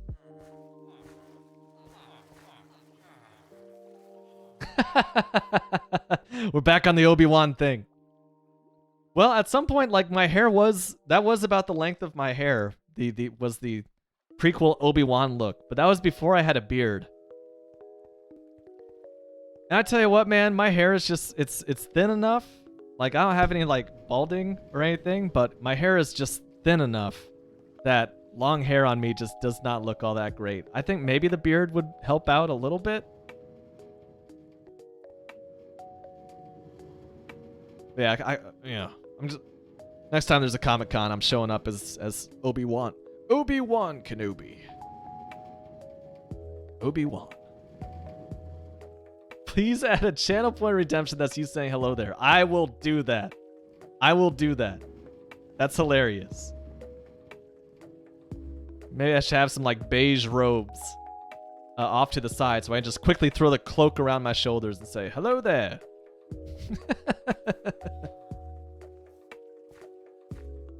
Come here, my little friend. Still got Alec Guinness on my mind. The original Obi-Wan. What a champion. You know, it's a common misconception that he resented Star Wars. It's just that I think Alec Guinness just put so much more weight onto his stage roles that maybe he was kind of miffed that people just kept calling him Obi-Wan and not King Lear.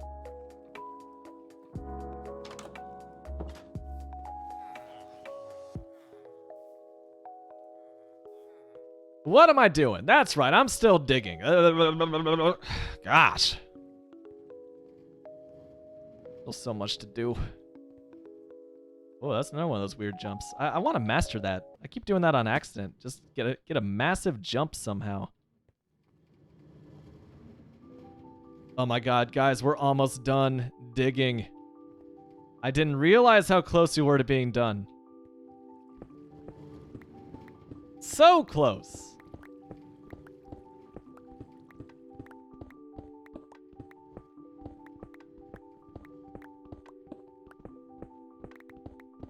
So yeah, I would swim with sharks solely based on my skydiving and roller coaster experience.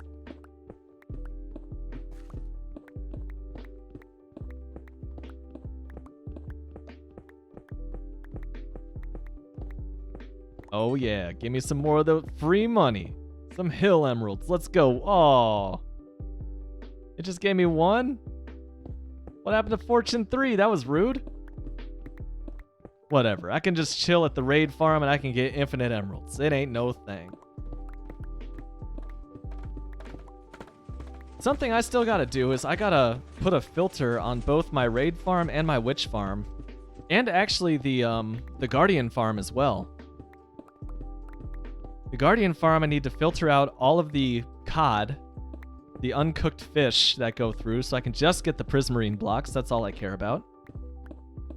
For the raid farm, I would like to filter out basically everything at this point besides glowstone and redstone. And emeralds. I mean, actually, primarily it would be the emeralds that I'm looking for. And then for the witch farm, I want glowstone and redstone. Because that also gives you bottles, and I have so many bottles now from that I'll never need bottles again. That also gives me sticks, and sticks are not usually something I go out of my way to craft. It's like when I need sticks, I make them. And I usually have logs on hand. The sticks are kind of useless to me as well. And there was one other thing from the witch farm that I'm also like, this is dumb. And now for the life of me, I can't think of it. Oh yeah, spider eyes.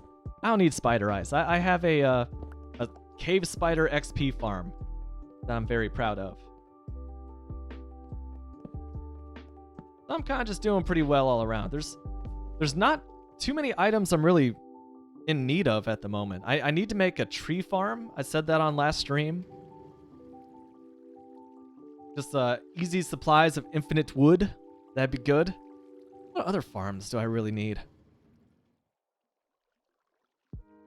I guess I'll know as I need them. Oh! I need a shulker box farm. Because I have seen some variations of these auto sorters and massive storage systems where what they do is they first put the item in a shulker box, and then each of these chests is just full of shulker boxes of that item that's stored in the chest. So that is effectively, what, giving you 27 times the storage for the same amount of chests? Like, that blows my mind, just even imagining that that's a possibility. So that would easily... That would change the storage bleh. That would change the storage situation that I have here forever, in a good way. So I'm down for that.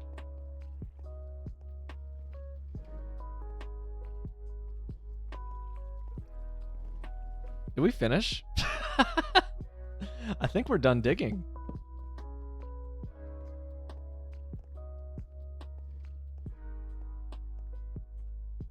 Marvelous. Marvelous.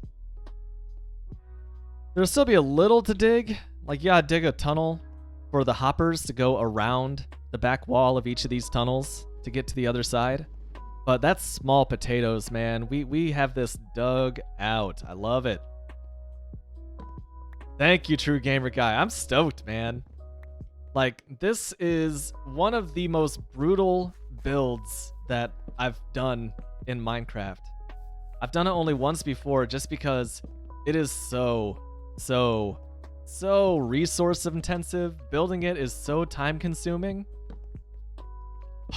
But when you're done with it and you just put all of, look at that green cactus shadow.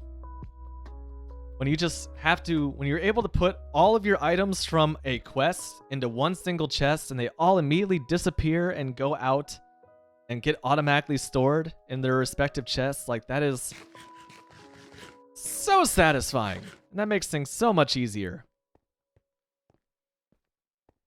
And basically, if this is going to be my greatest hardcore Minecraft world that I have ever created, I gotta have something like this for easy item storage and access. That's how I'm justifying it.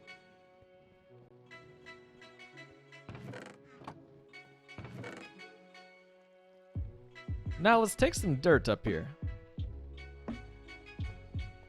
So Chevy, when I die... So it used to be when you die, your only option was to delete the world. Like, you only get one life, and when you die, the world ends. That's still the case here, but when you die now, it drops you into spectator mode. So you can still, like, you can be a ghost and float around your world and show off all your builds and all that, but your survival game is done. It's over. You cannot change the world. It's forever a monument to what you did with the one life you were given in this world. And effectively, what happens then is I just start a new world. There's a cactus farm getting overwhelmed. And this is easily the farthest I've ever gotten in a hardcore world. I think by time as well. 234 hours? I can't believe that's real. I'm approaching 10 days of in-game, real-life time in this world, which I don't know about. That's mind-blowing to me. That boggles the mind.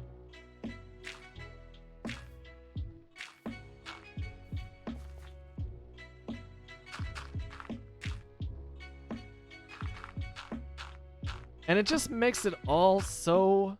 It gives it so much more meaning and weight. Like, it feels so much more monumental to do this, knowing that it could all disappear just like that in an instant. I love that part of this. And maybe that makes me just a madman. Or irrational, at the very least. But I love it. I love the thrill. Maybe it's the same, like, part of me that loves skydiving. It's just exciting.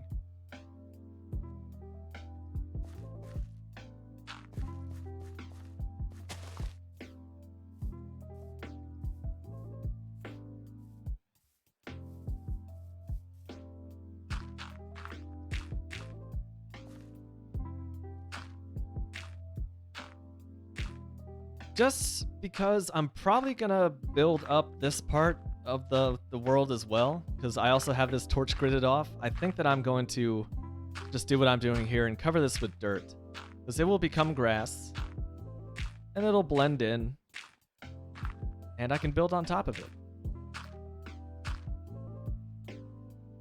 Sounds kind of nice to me.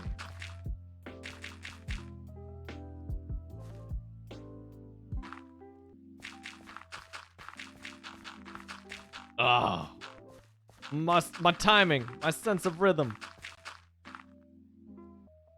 Oh, we already got a grass block there. Very nice.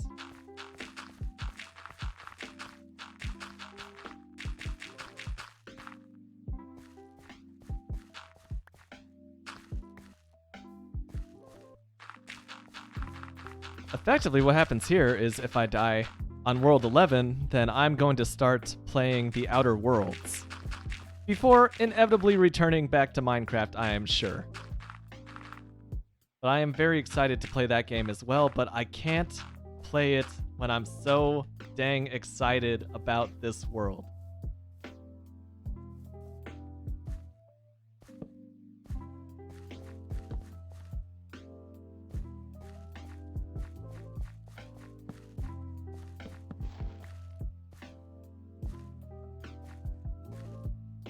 Gotta restore my torch grid, of course, to its former glory.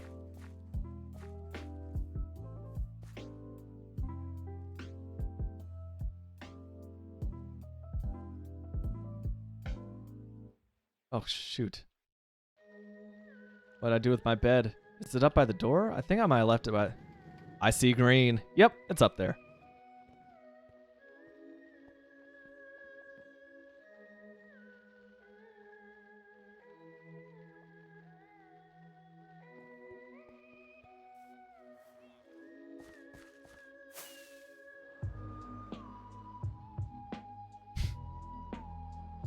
That doesn't look bad from the air, especially once that cleans up.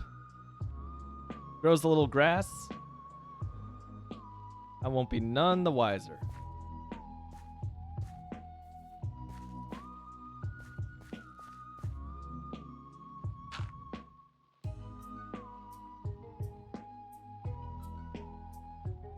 You have to raise that fence by a block or two.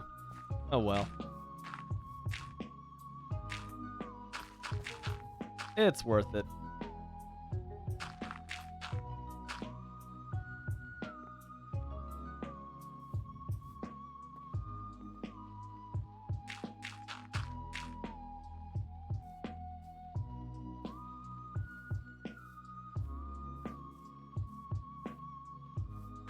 Really, I don't have to do this. I don't know why I'm building out like this far. It's a little much. I really just have to build out to this fence line.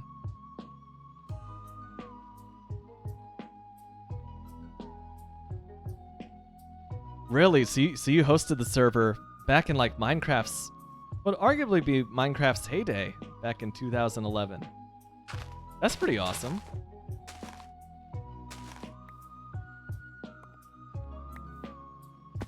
I have fond memories of my Minecraft server days. Really just met some fantastic people who I still talk to this day on a daily basis.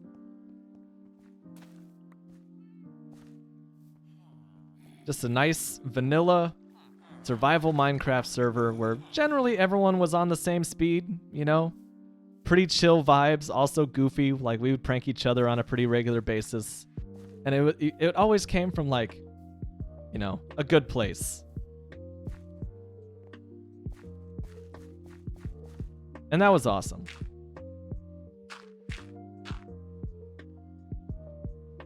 Nice. Gotta use Bucket, man.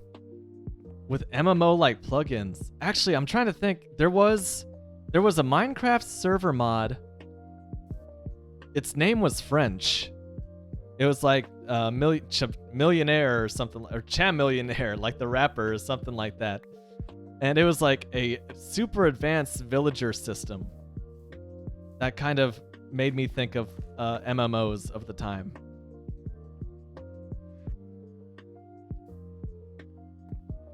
that had to be pretty satisfying work in itself. Like the real game for you was just, you know, making sure that just being the sysadmin, the system administrator. I could see that being really, really rewarding.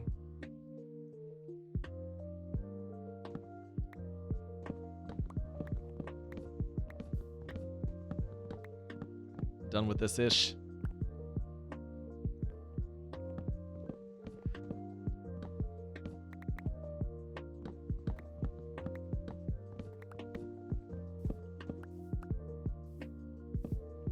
I briefly had dreams of that, of doing that. Just a fairly standard, like, vanilla-ish survival server, probably using Bucket for the performance improvements for my friends back at about that time. But I didn't have the hardware really to run it. And also it seemed like they would just, you know, how those small servers seem to go is like there's this wave of excitement and then it just kind of, everyone gets all the good stuff and then just kind of dies.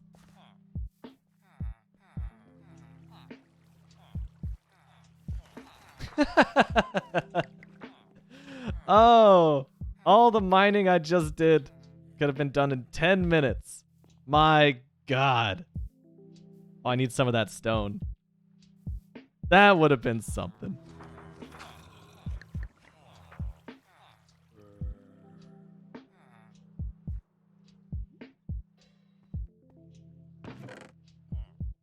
Because this is quite tedious.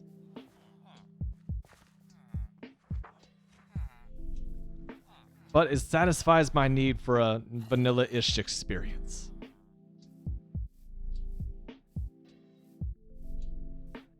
This is probably going to look kind of rough.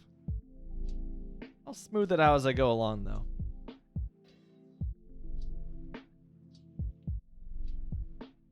Oh, I like that comparison. Much like an MMO, bring out just patches and expansions for the server, adding new things. Just keeping people engaged like that. That's awesome.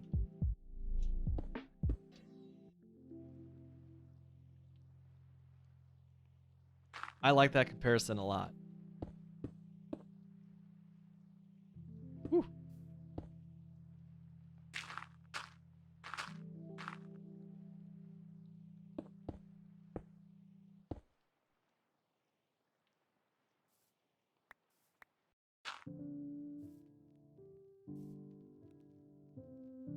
Oh, man. Also kind of obnoxious. I don't know why I'm trying to make this look all natural. I should have just glassed it.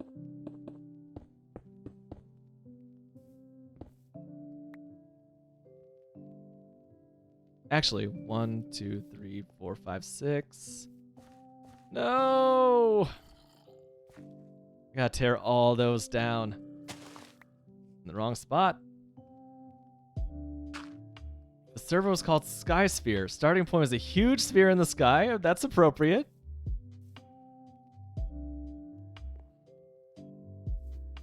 With a market, a small tutorial, and then you get down to the surface. Oh, that's cool. It's like a staging area. Like the hub on Destiny 2, I think is like a more modern example. Nice.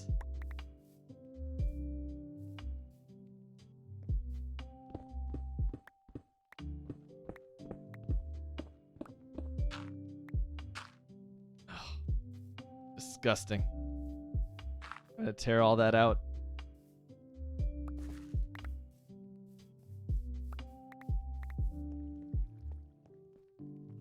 But that's okay. I'm a patient dude, and I got all the time in the world.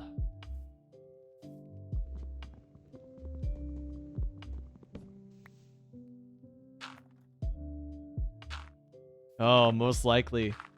I hosted the server that I played on for a few times. So I've got a few backups that date back to about 2013. And that would be a lot of fun to see what shape those were in. They could even be run. I have backups of Minecraft worlds going back to September of 2010. And I know if I tried to pull out that 2010 world archive, I'd have to run that through like probably 5 different Minecraft versions over the years just to like convert up those old world saves to the new format, because they changed save formats like a few times over the years. I know that like the first one I remember was like Scarvius Mick region or MC region, something like that. And Notch actually added it to the game because it was like a much more efficient way to save the game. I don't know. I'm in way over my head at this point. These are memories I've not dusted off in many, many years.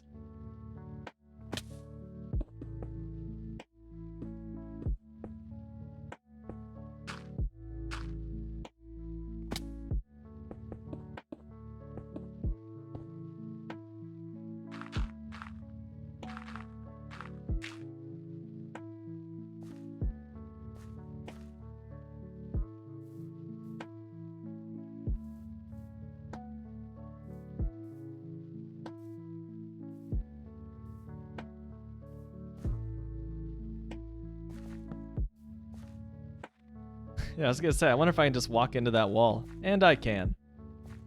Whee!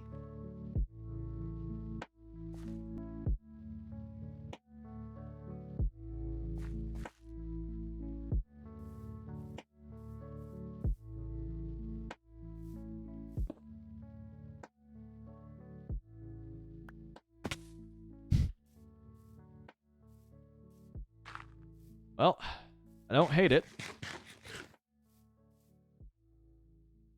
Still that looks very artificial. Meh. I'll worry about that when I'm actually building over here.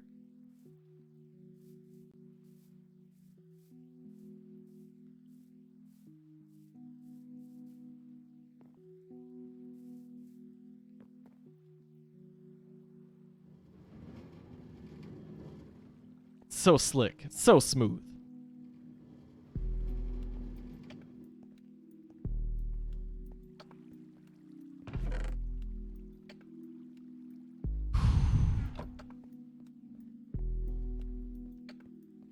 Next step is to place 1,000, well, craft and place 1,024 plus hoppers.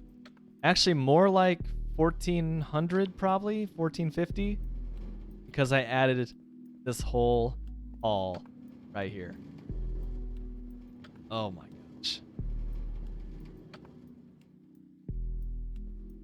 What's funny is that this morning and over the past few days, I've been listening to the stage soundtrack while I've been digging this out. So all I hear in my head while looking at this room is Disney songs. Oh man.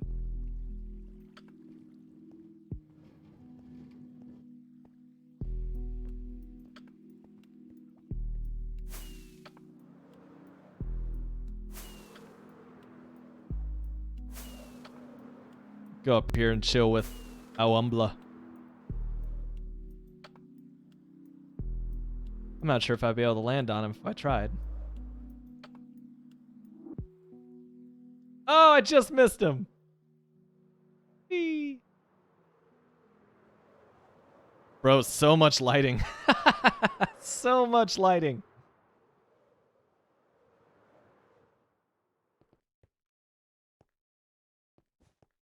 Do I have my bed on me? Of course I don't. I never do.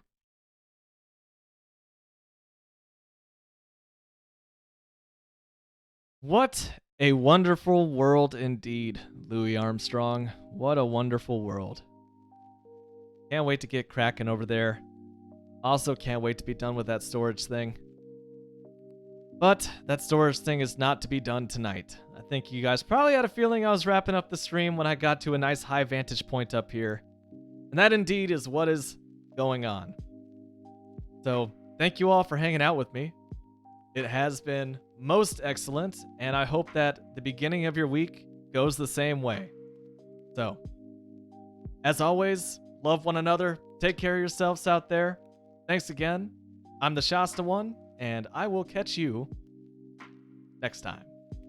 See you, Space Cowboys. And also, hello.